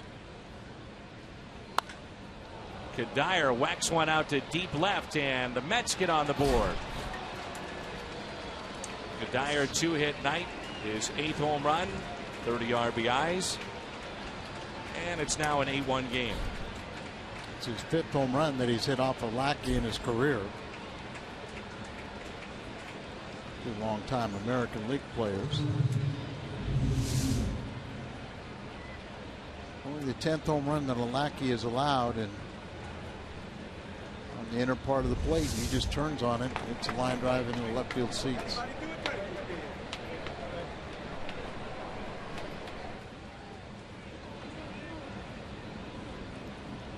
Here's Lucas Duda, 1 for 2 tonight, and a strike. Changes for the Cardinals as Peter Borges takes over in center field. Randall Grichuk shifting from center to left. I'm sure we'll see a lot of that done by the Cardinals as we go the next couple of weeks with a sore leg of Matt Holliday. And Mike Matheny's just hoping that he'll have more opportunities like this with an 8-1 lead to make that defensive change. Caught by Reynolds. 1 away.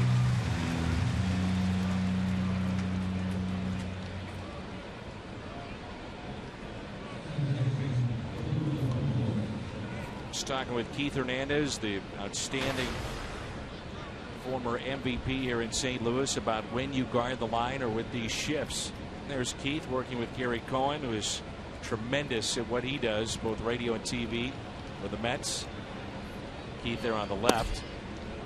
And he said you can't understand why third baseman and first baseman, when you're on the line or you're guarding it, and the idea is, let's say for a third baseman, you don't let anything go to your right, and on the other side to your left for first baseman. He said he used to always stretch and literally stretch his glove all the way to the line to show where you have to be to stand to make sure that that doesn't happen. He said, I can't tell you how many times I've seen this year where teams are guarding the line, or they have a shift on, presumably to make sure that the line is guarded, that balls get by third baseman and first baseman. And what's the purpose if you can't stop the ball? And that's his point. Trying to take away that extra base hit. Yeah, you try and take away an extra base hit, and by guarding the line, you're willing to give up the single, to a third baseman's left or a first baseman's right, but you don't want to give up an extra base hit right down the line.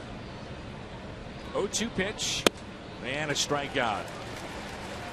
Lackey with 3 strikeouts tonight. Just goes right after people and makes pitches. Up and in. Can't hit that ball. Hard to get you contact. Wilmer Flores will be the hitter. As Al mentioned, Kadyr's 5th home run against John Lackey. Excuse me, this is Nieuwenhuis. And Nieuwenhuis shoots it into left center for a base hit. Kadyr with 5. A-Rod with 5 off of Lackey, and Manny Ramirez with 5 against John Lackey. Trio, pretty good names on that list.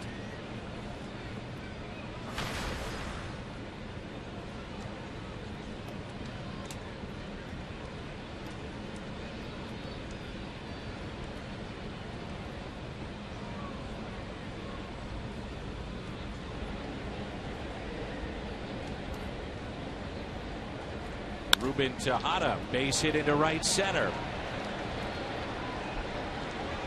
Cut off by Hayward. He'll quickly get it back into the infield.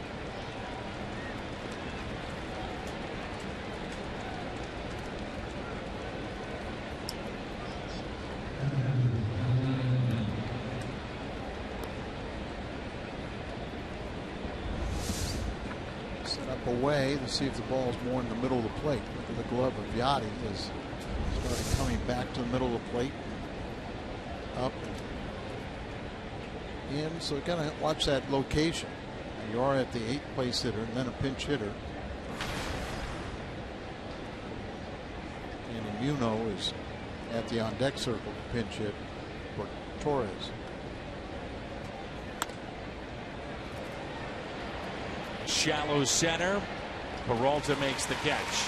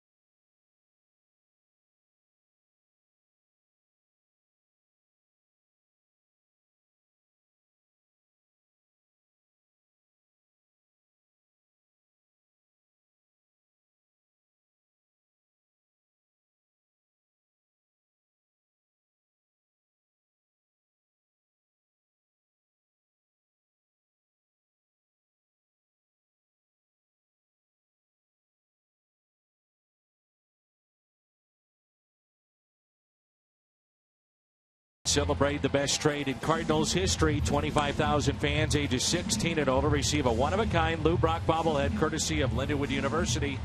The bobblehead features Brock changing out of a Cubs jersey, revealing a Cardinals uniform underneath. As unique a bobblehead you'll find. Tickets at cardinals.com/promotions. Lou and Jackie Brock have done an awful lot to Lindenwood University.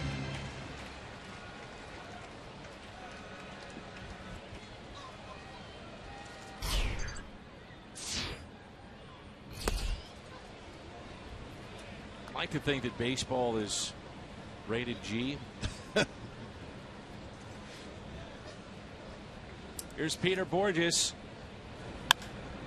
And he'll shoot that one into deep right center field. Carries all the way to the track, and the catch made by Neuenhuis.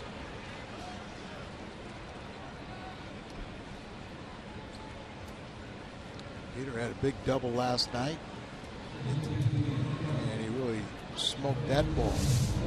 Neuenhuis was in left field last night, but we've seen him play center field before, and you saw him check the wall, know where he was, and he hauled it in after a long run.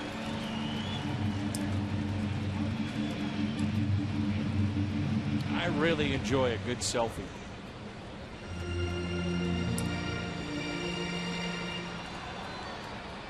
Here's Pete Cosmo. Spot that was occupied by Peralta. Well, Peralta's so steady, playing every day, not many opportunities for Cosmo, and so Mike have, with the luxury of this 8-1 lead, he can get some of his regulars in there, and maybe after one more inning from Lackey, turn it over to the bullpen. Don't you enjoy a good selfie, Al? I'll reserve comment. It's just a picture. Just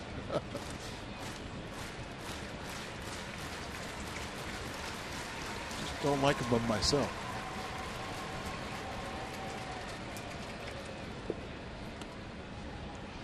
I don't have a selfie stick.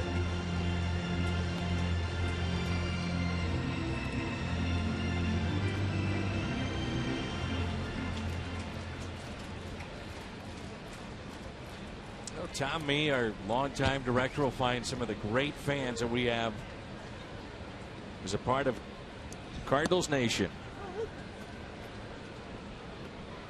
All kinds, young, old.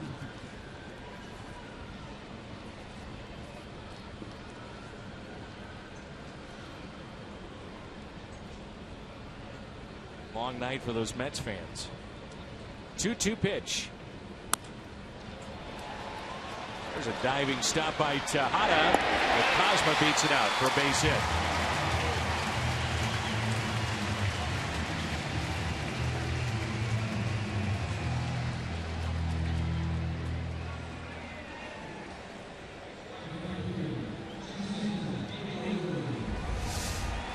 Cosma had 4 hits in his last 2 starts, so here he's got that good speed. Nice play by Tejada, and Cosma hustling all the way beats it out.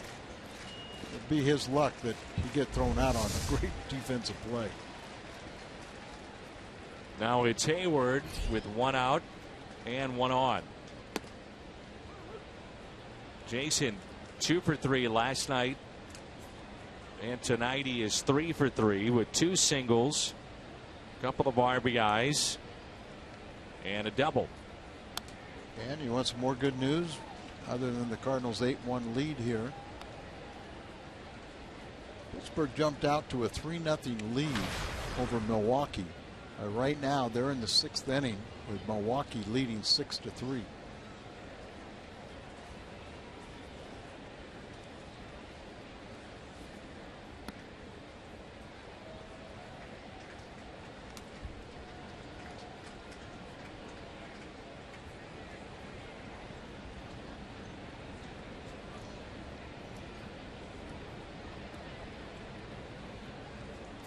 So much attention has been given to Jock Peterson and Chris Bryant, rightfully so. One of those two is going to win the Rookie of the Year, but in terms of power, extra bases, and rookies, how about Randal Grichuk, what he's done for the Cardinals this year?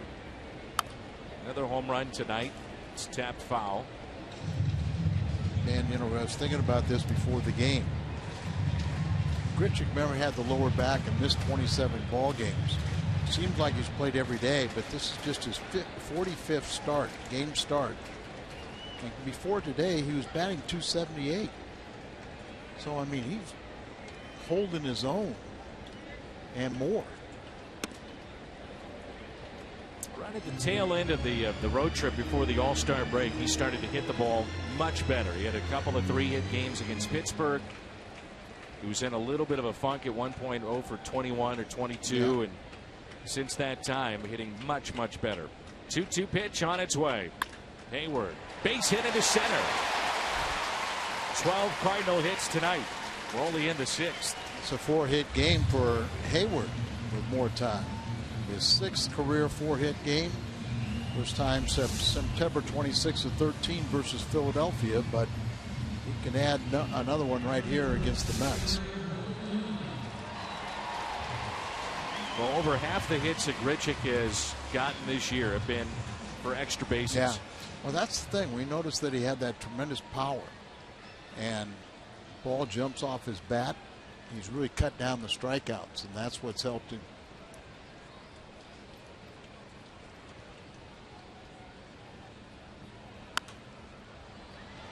Well, the Cardinals are just free and easy up there swinging. Talk about who's going to close tonight. Well, the offense is taking care of that.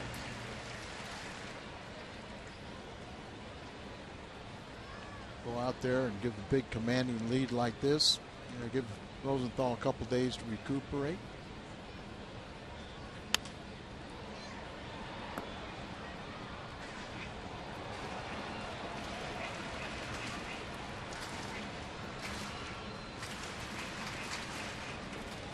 Mention the Hayward's, you know, his second 4-hit game this season, and I mentioned he has 6 career 4-hit games now, but 3 of those 6 are against the Mets.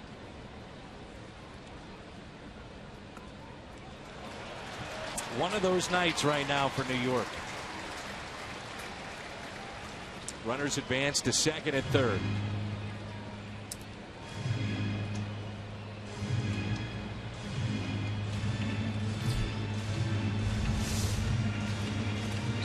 Away. A little bit lazy. It was wide, but you got to stop that ball. You don't, you put runners Second and third hit now produces 2 more runs. Infield in, 8-1 lead. Cardinals looking for their 13th hit of the night. Slowly hit to the pitcher. Runners do not advance, and there's 2 down. Play by Torres. And it brings in Mark Reynolds. On base twice tonight with a walk and a single and run scored.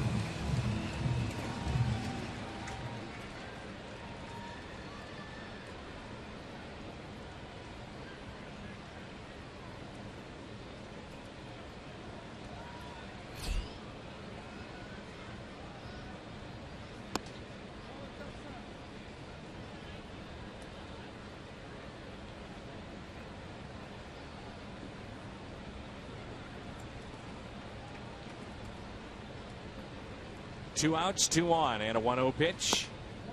2 balls, no strikes. Grichuk is on deck.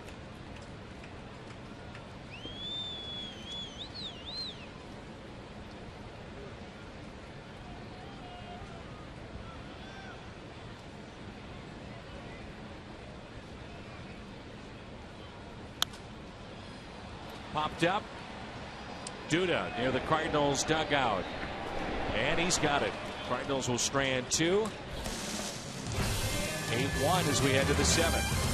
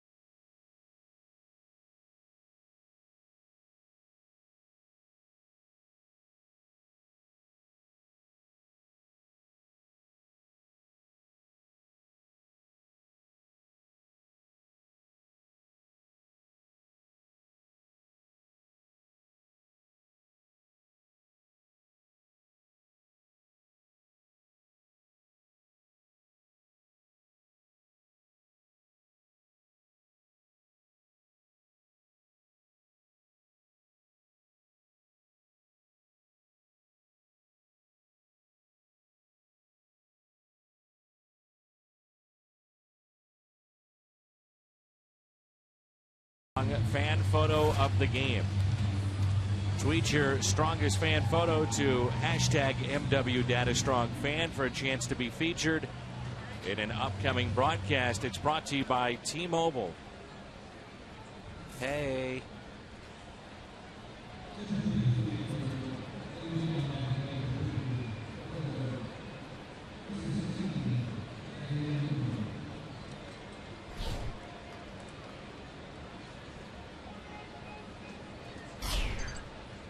Muno is the hitter. Switch hitter. Breaks his bat. And tough play here. Lackey to the bag. It's thrown away. And that'll be an infield hit.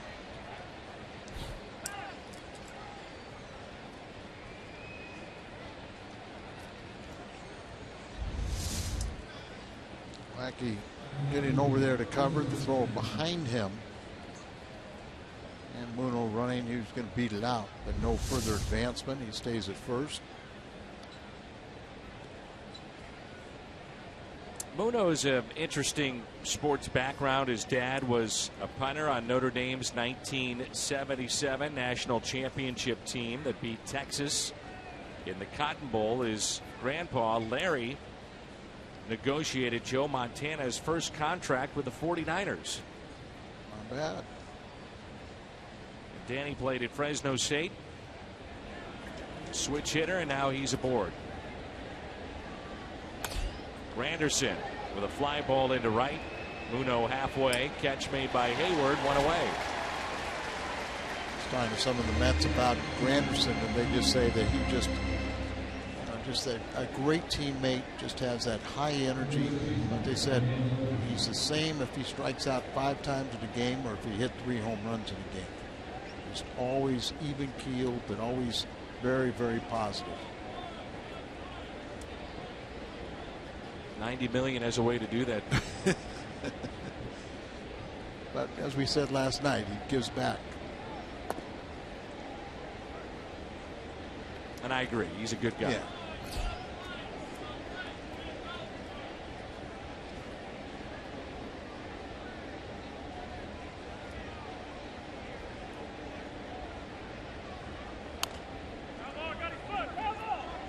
It's off the foot of Murphy.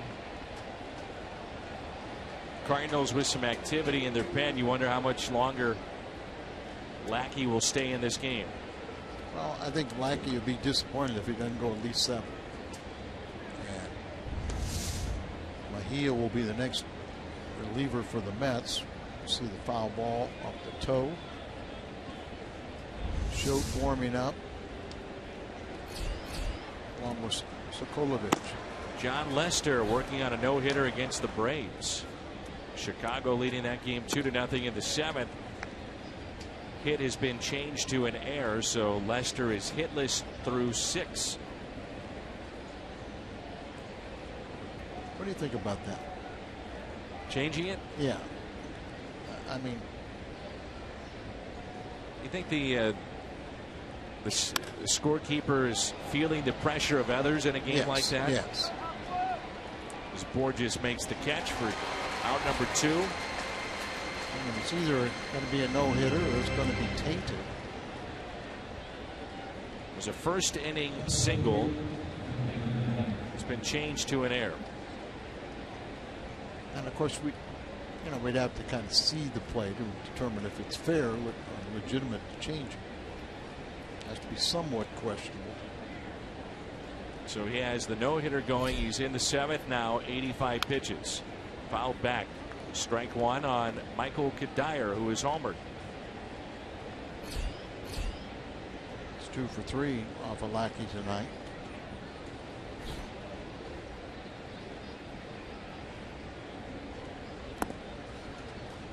Oh, 2 the count.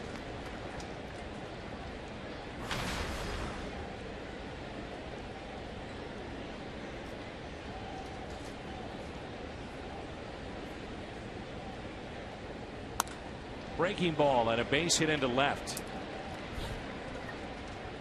Take a look at just some matchups in baseball. Guys, pitchers own hitters or vice versa, and that seems to be the case here with Kadire and Lackey. Came in 286. Now he's 3 for 4. And he hit his 5th home run in his career against Lackey. We talked about how the Mets have a very tough schedule. Start of this second half. However, after August 23rd, they have 17 of their final 39 against Philly and Atlanta. Braves will likely be sellers. There is hope when you look at the Mets. Well, forget about tonight, but last night's more indicative of what we think of their young pitching, and there should be in pretty much in every game. But and they're hoping their offense will improve. Tonight they have 10 hits. They've stranded 7. There's Syndergaard on the left. Jonathan Neese is on the right.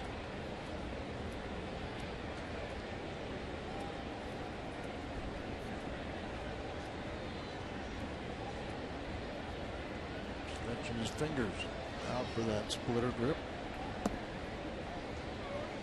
2-1 the count. I used to experiment with that pitch, but I had Diego Segui down there in the bullpen, and he would carry a softball, and that's how he would spread his fingers with a softball, not with a baseball.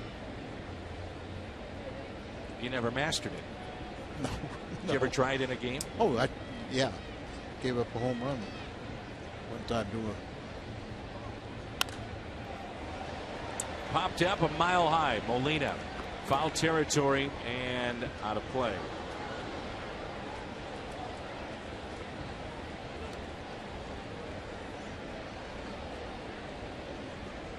And Lackey wants to talk to Molina here. This also may be the kind of game, if you're the Cardinals, that you get Molina out a little earlier tonight on a hot night. You would think he would play the day game tomorrow with the off day on Monday. I would think so. But as you said, yeah, I mean, you take Lackey out of this game, probably not a bad idea to take Yachty out. But there again, you're carrying two catchers, and you're always reluctant to do that. Shift on here for Lucas Duda. 2 balls, 2 strikes, 2 on, and 2 outs. Pitch number 100 of the night. Popped up, shallow left. Randall Grichuk, time to stretch. It's all Cardinals here tonight. 8-1 St. Louis.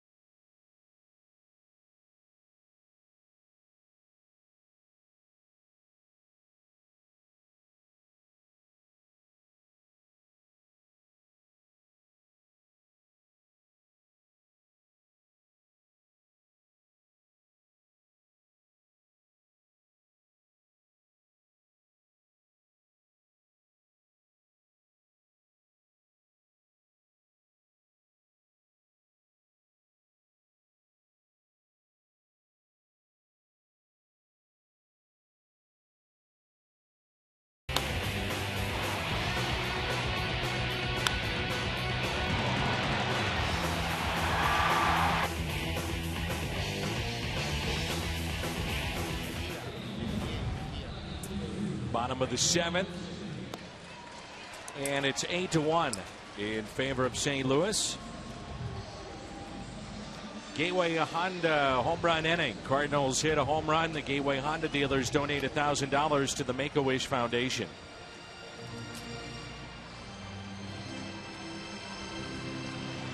And this takes us to our Chevy call to the pen, Henry Mejia.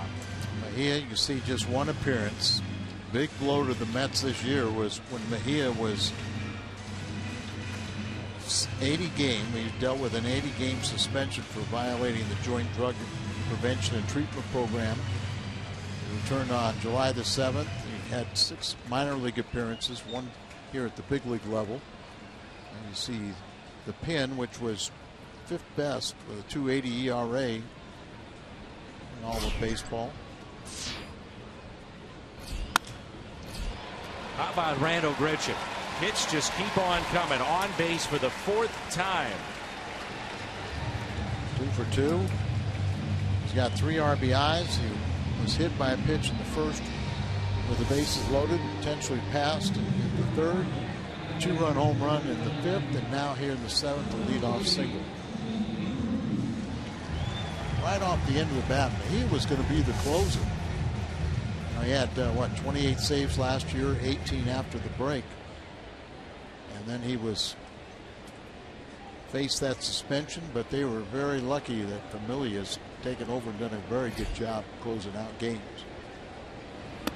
Up and in to Tony Cruz.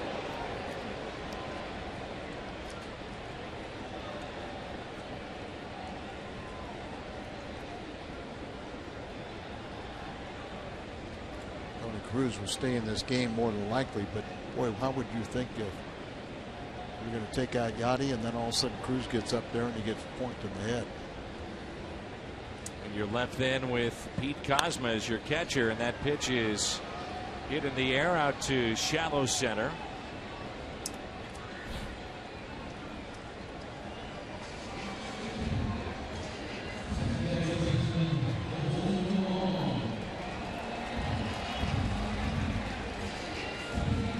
There's Colton Wong, who is walked. He is struck out, fly to center, and hit into a fielder's choice.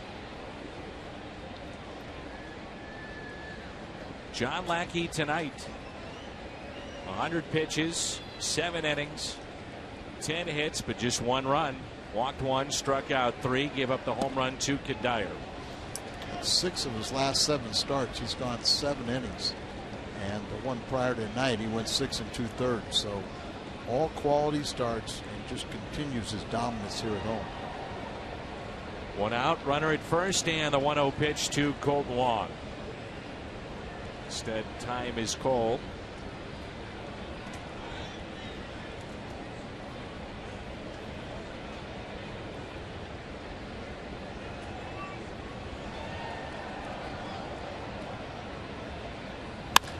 Wong, a bouncer towards second, and they'll get the lead man.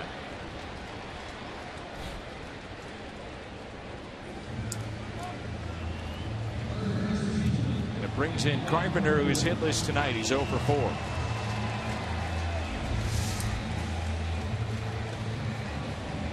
Play by Flores. So, Grichuk goes after the shortstop, and just enough to kind of force him to eat the ball, not make a return throw to complete a double play.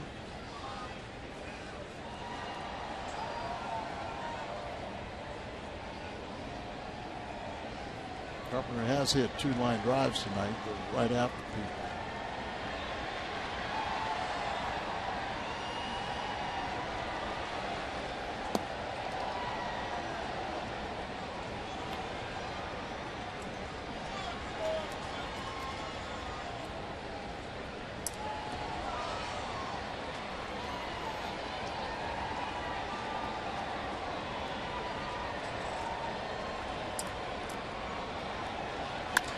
Carpenter hits it the other way, and that catch will be made.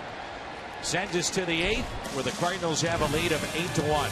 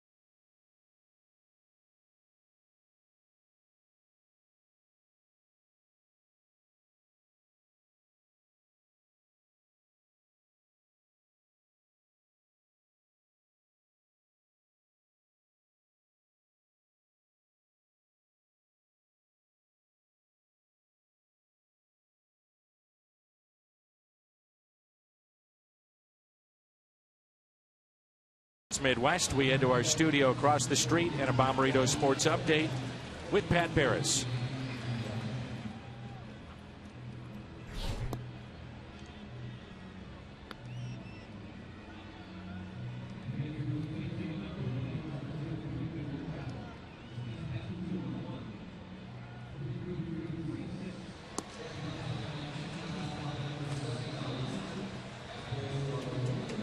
All right, Pat, thanks. Mazda game summary. All Cardinals, they picked up 4 runs in the first, 4 in the fifth, 13 hit attack. And it's another quality start for John Lackey here tonight. And for the Cardinals, most consecutive home games with a quality start. This is since 2000. Number 13 here tonight at home in a row. They'll try to match the 2012 Cardinals, most recent team to do that, tomorrow. It's pretty impressive. It's the way it's been going this year. Kolovich will take over here in the 8th. Here's Wilmer Flores.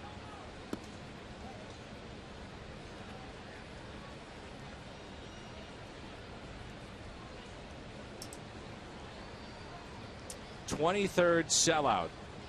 Chevy called to the pen for Miguel. Crowd of 45,852 for 5,852 tonight.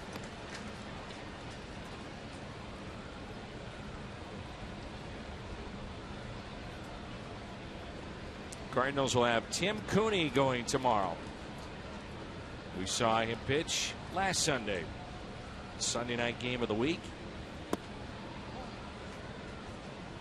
Still looking for his first major league win. All of his games have been no decisions. 2-1 the count.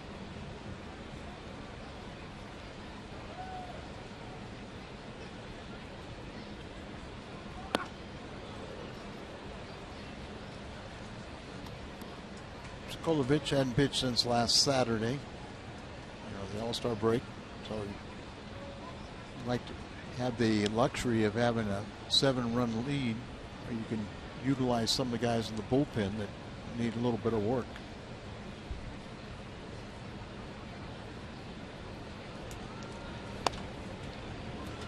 Back to Miguel for the out. One away.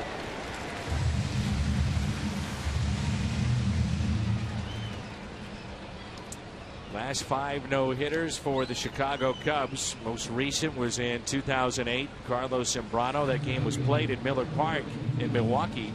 The opponent was Houston, and that was because of Hurricane Katrina. So they moved that game to Milwaukee. He struck out 10, walked 1. John Lester has thrown a no-hitter in his career. Was back in 2008 against the Kansas City Royals.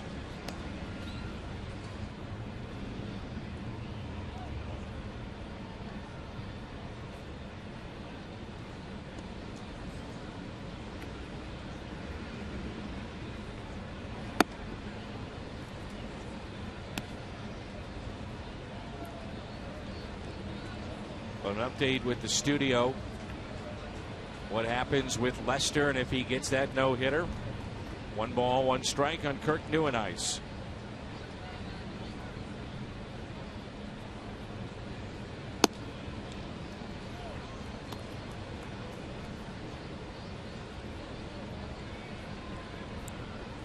Six-year minor league free agent Sokolovich has shown that he can pitch at this level. Very good changeup and slider.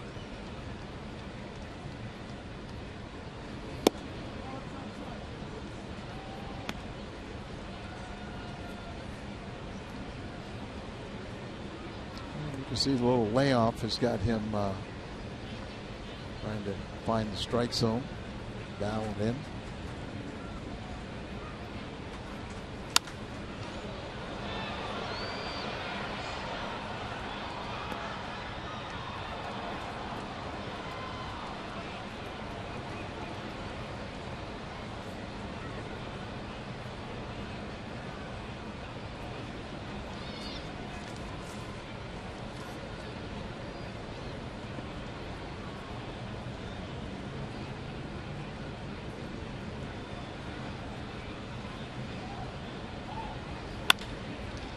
A base hit into right field for Neuenhuis. Second hit in the game. 1 out base hit here in the top of the 8th.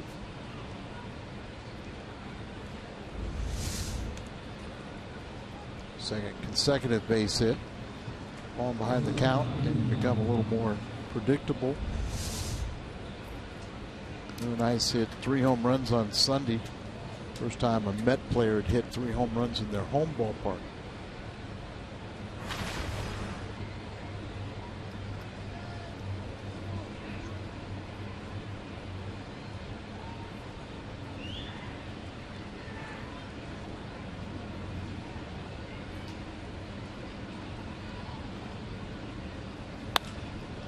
And that's whacked into left field.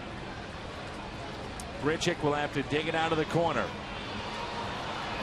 Gets away from him, and a run will score to make it 8-2.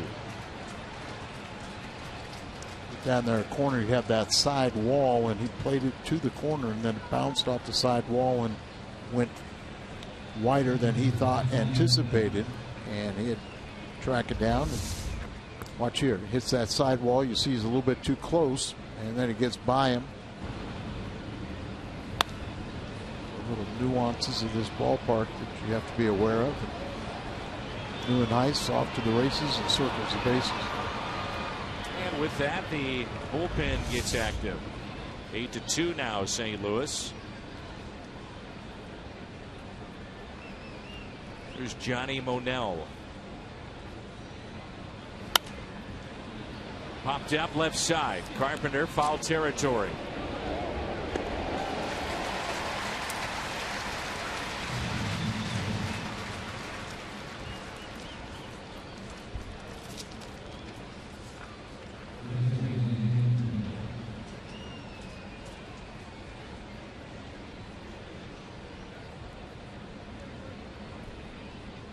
Muno with his second plate appearance. He stayed in the game, played third base.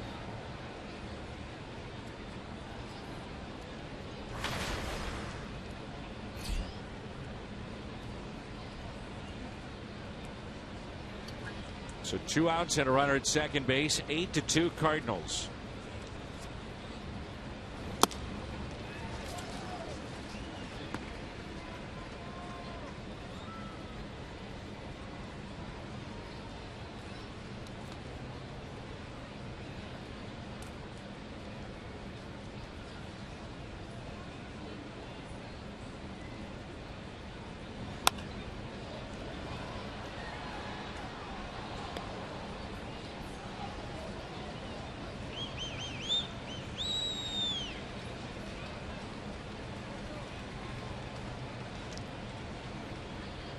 Has bounced up and down from Las Vegas to the Mets several times this year.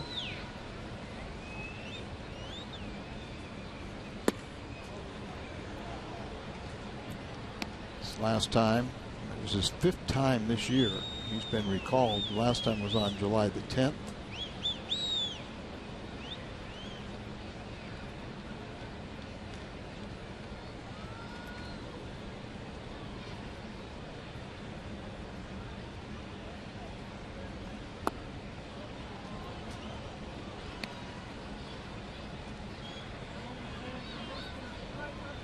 Changeup.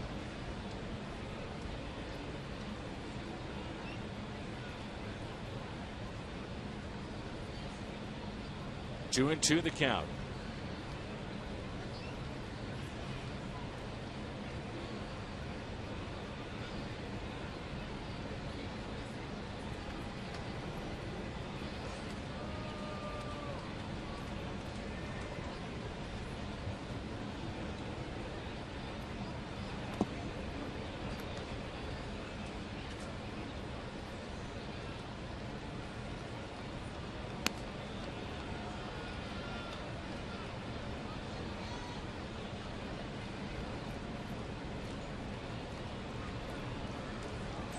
Pitches thrown, half of them strikes.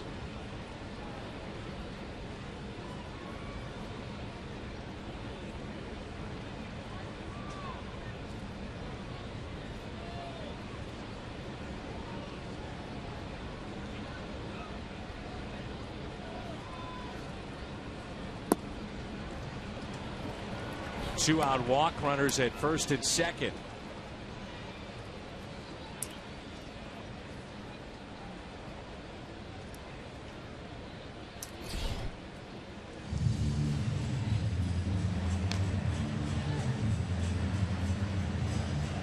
Randy Choate, the veteran, the left-hander, will come on when we come back. 8-2 St. Louis lead.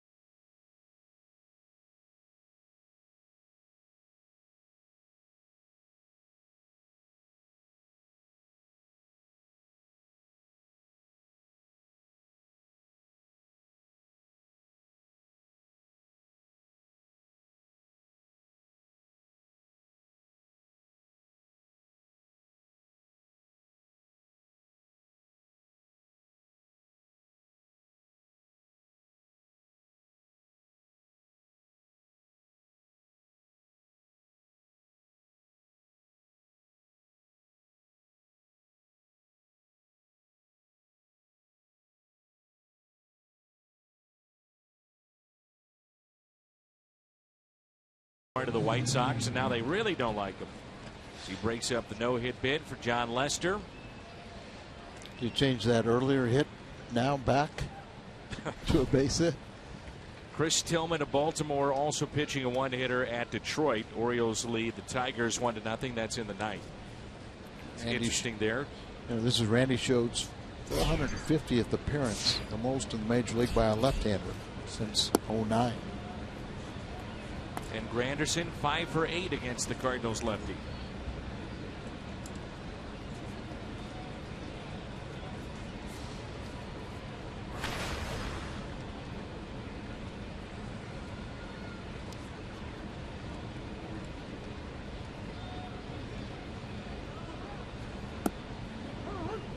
One ball, one strike.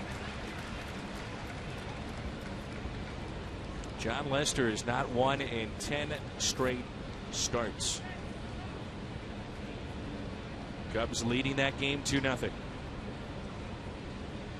2 outs and 2 men on in that game. So that lead may not last. Anderson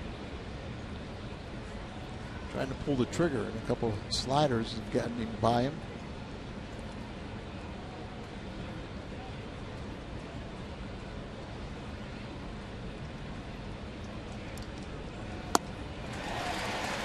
Choate sends us to the bottom of the 8th. Cardinals leading. It's 8-2.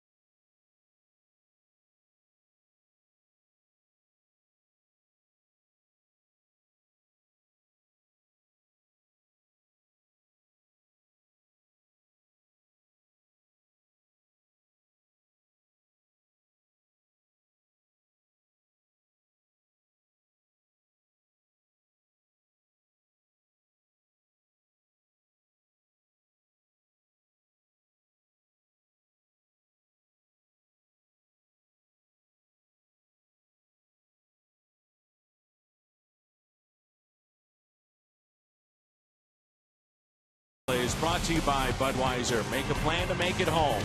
And by Ford, the official cars and trucks of the Cardinals.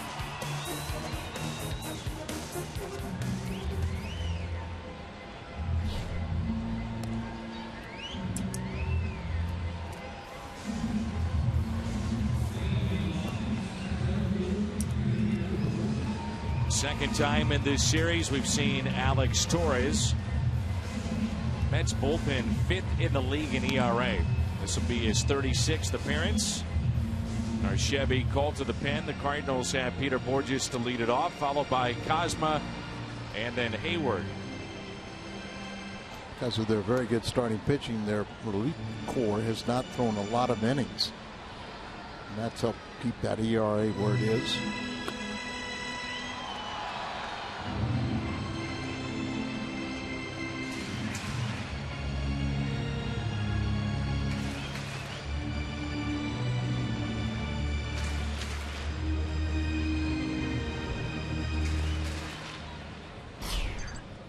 Cardinals picked up 4 runs in the first, 4 in the 5th. 13 hits tonight. They lead it 8-2.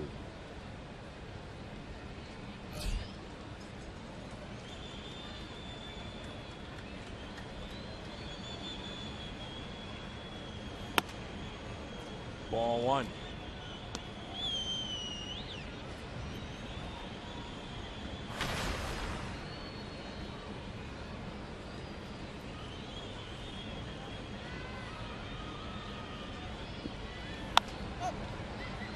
Popped up into shallow left. 1 down.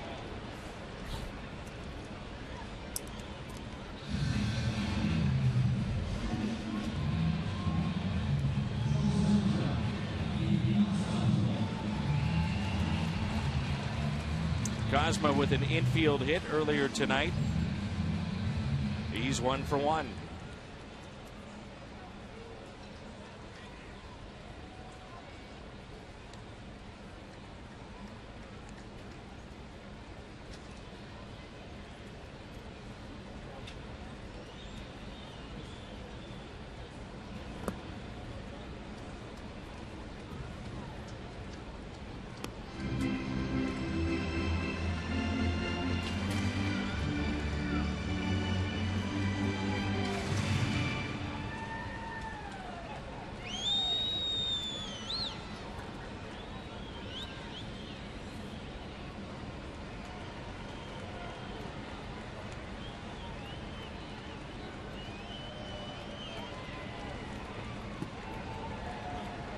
Happy 75th birthday to Joe Torre.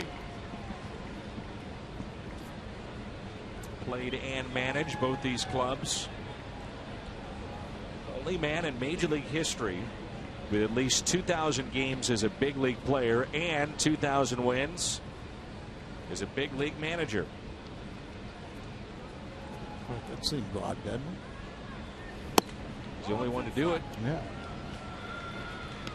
Former MVP back in 1971 for the Cardinals. I think he hit 363 that year. And Joe was not fleet of foot. They play back on the what was be the outfield circle. And on the infield they play really deep, throw him out, but this copyrighted telecast presented by the authority of the Cardinals. It may not be reproduced or retransmitted in any form, and the accounts and descriptions of this game may not be disseminated without the express written consent of the St. Louis Cardinals. Joe told me one time, he said he was a bigger man in New York as a bench player hitting 230 than he was as the MVP of the National League in St. Louis. It's pretty big as the manager of the Yankees for sure. Oh yeah. 4 World Championships at the helm of the Yankees.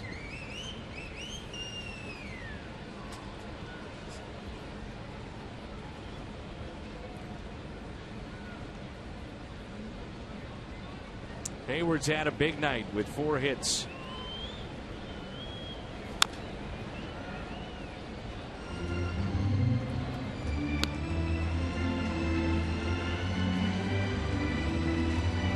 last with 5 hits. Matt Carpenter did that in a fun game at Kauffman Stadium last June against the Royals.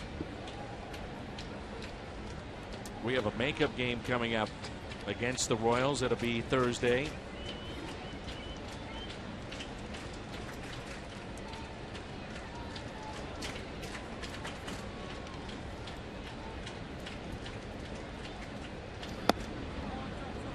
Happy 50th birthday to Amy Blaisdell of Greensfelder.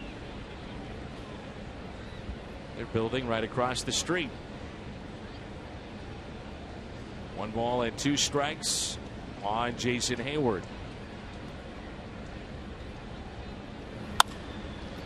5-hit night for Jason Hayward.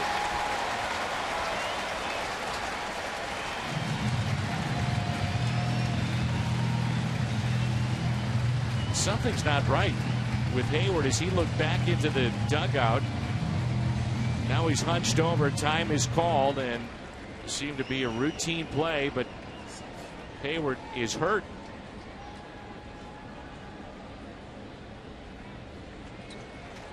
Lower back, hip, something, but congratulations on 5 hits.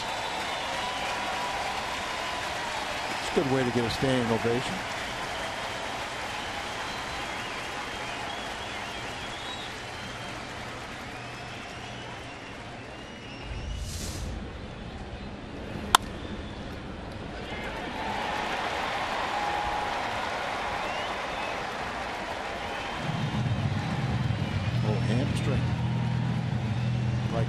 Back of his left leg.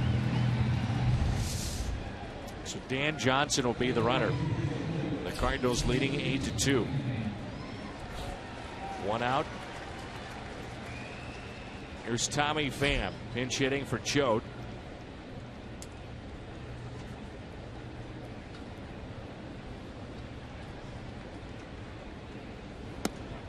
And there's strike 1.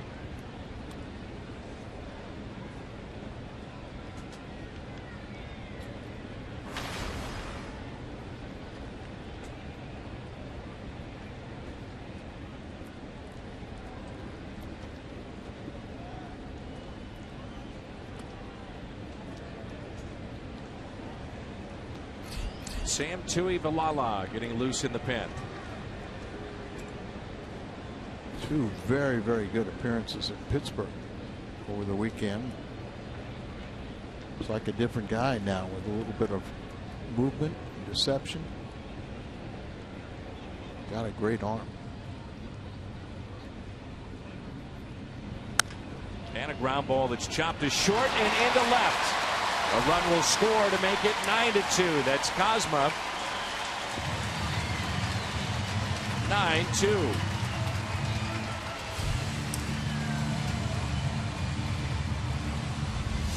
Trying to do a little too much. Goes off the heel of his glove. So he was trying to get in position to throw it, and then he threw it without the ball. Just kind of in disgust. And took his time going after it. And Oquendo and Kozma took advantage of that.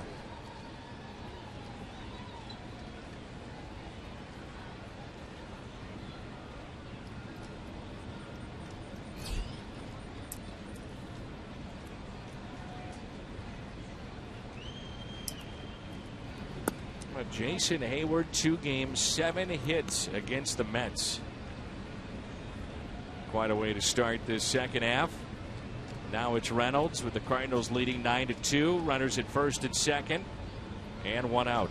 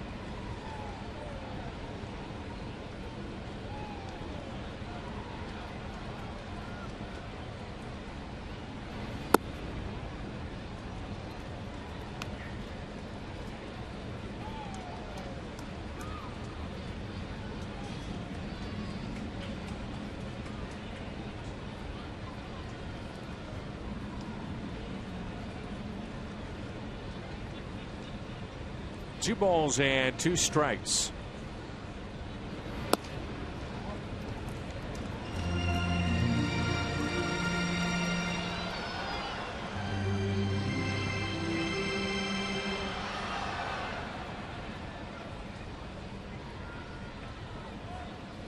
Cardinals only have 2 more hits than the Mets, 7 more runs.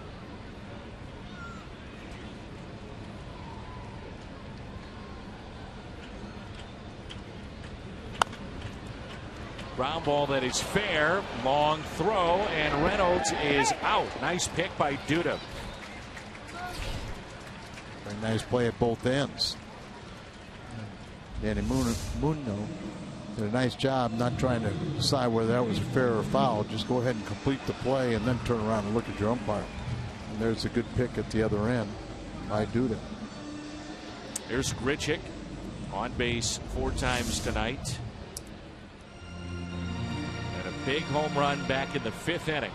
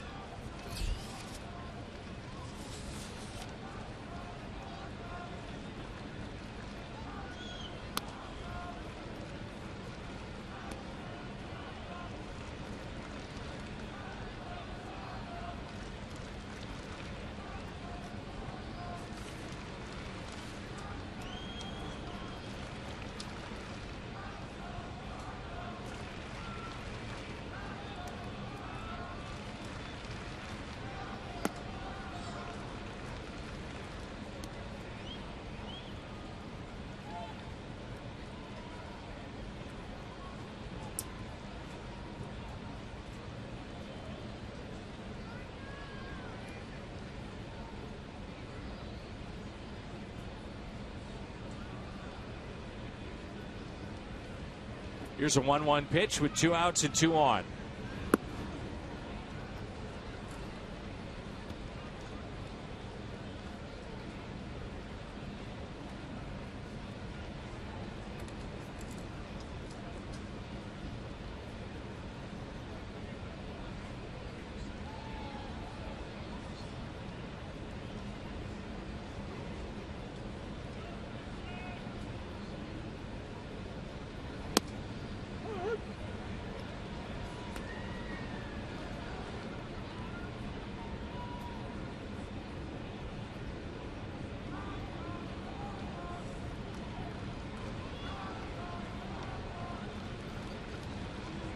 The 2-2 pitch to Grichuk.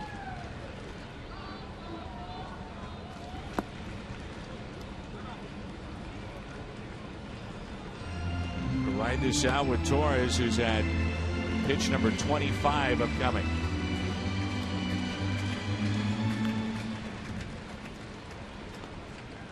Torres did pitch last night, 1/3 of an inning. But some of these guys really having trouble throwing strikes right after the break.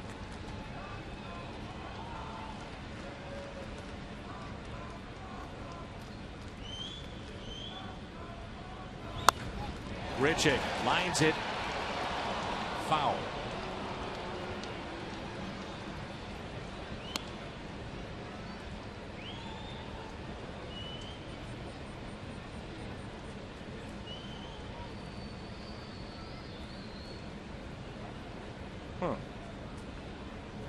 He didn't catch that. Hit his glove. Put him in a bad spot.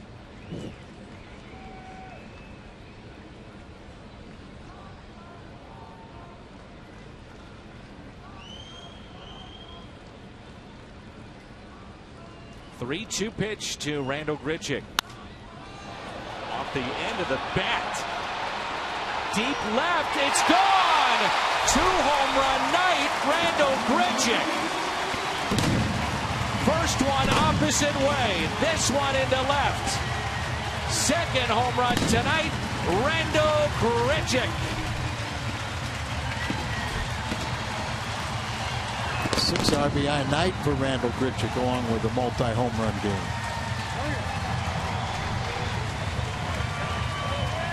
That's why we're excited about seeing him, and that's why he stays in the lineup.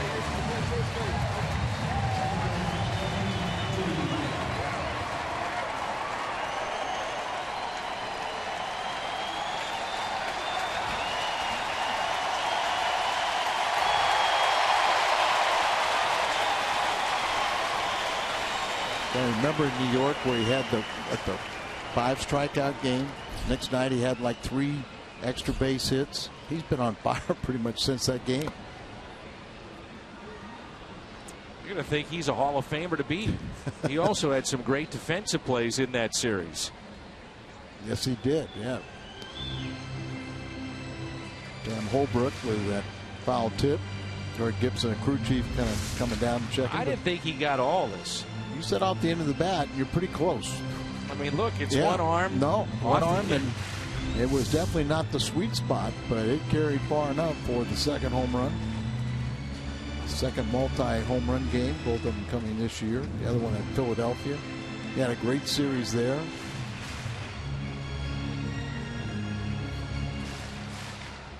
Yeah. 11-2. The Mets bullpen is taking a hit. And also, they don't give up home runs in that bullpen either. Still nobody up for the Mets in their pen. 2 outs and an 0-1 pitch. Now 0-2 on Cruz. Since that 0 for 6 with 5 strikeout game May 18th, Grichuk against the Mets is 8 for 18. That's a .444 average, 2 home runs, and 10 RBIs.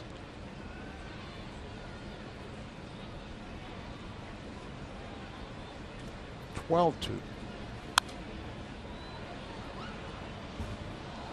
They've got the three-run home run, but they forgot about we scored a run earlier. So scoreboard is wrong. 12-2 in the stadium, not our Fox box. That's always correct.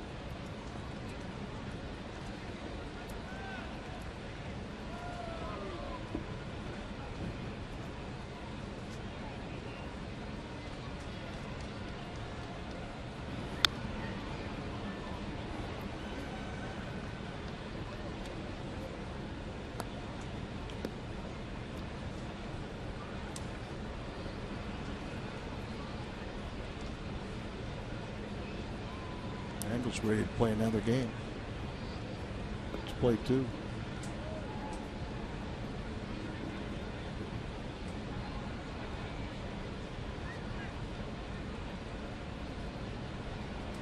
Oh, 2 pitch to Cruz.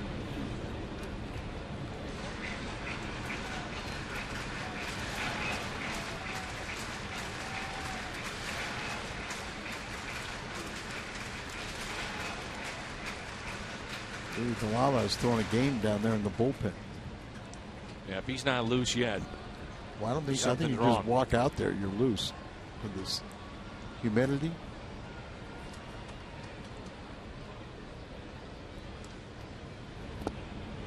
And that's in the dirt, 1-2. So the second multi-home run night for Randal Grichuk in his career. 6 RBIs. Last player with 6 RBIs was Matt Adams at Colorado last year.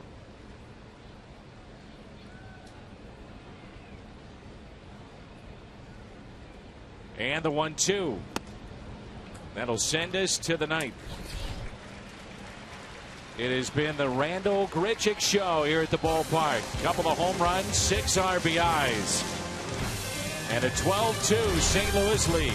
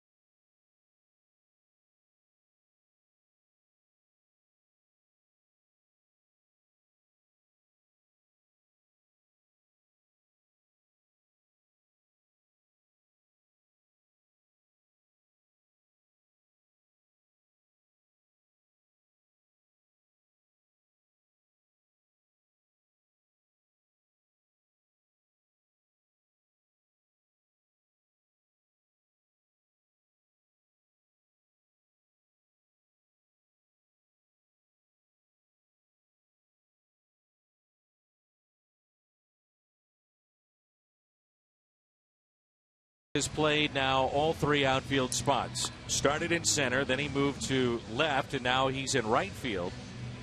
Pham is in left, and Johnson is your new first baseman.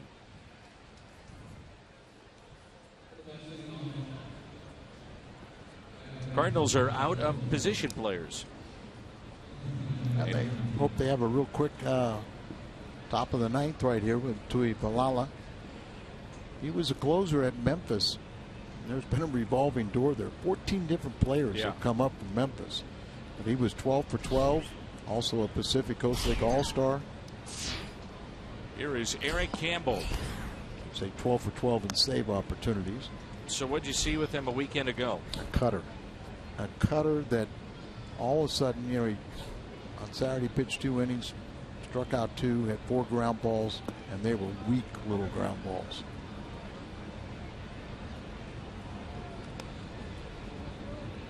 I think he was asked one of the questions today in the scrum about if Rosenthal was unavailable, did Tuivailala show you enough that he could be used in the 9th inning? And he said yes. One of many candidates. He also was quick to say that I hope Walden and Bilal come back, 2 more veteran guys that, especially Walden with closing experience.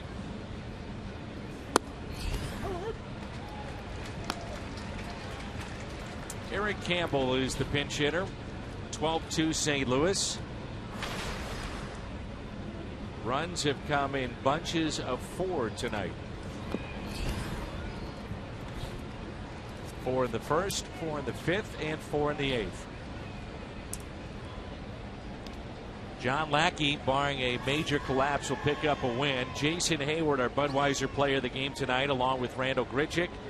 Hayward 5 for 5 tonight with a double, a couple of runs, a pair of RBIs, and 6 RBIs in this game tonight for Randall Grichuk. On base 5 times. Those two off to tremendous starts to begin our second half. Here's Michael Kadire. And a little floater that'll be caught by Kozma. There's one away.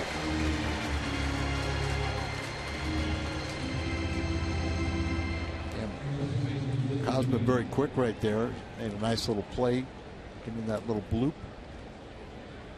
Tuivailala's 6th appearance. You see the numbers. But I think what you just have to remember is what he did the last time we've seen it. Some of those were numbers earlier in the season.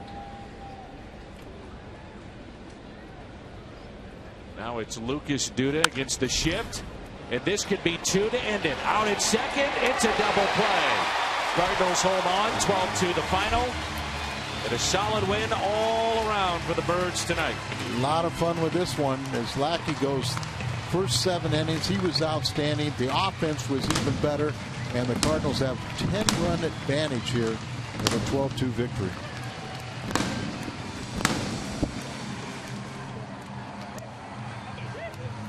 We hope to visit with Randall Grichuk coming up on the postgame show. It started early, and it was often tonight for the Cardinals having some fun on this Saturday night at Busch Stadium. Big nights for the offense of the Cardinals, Hayward and Grichuk in particular.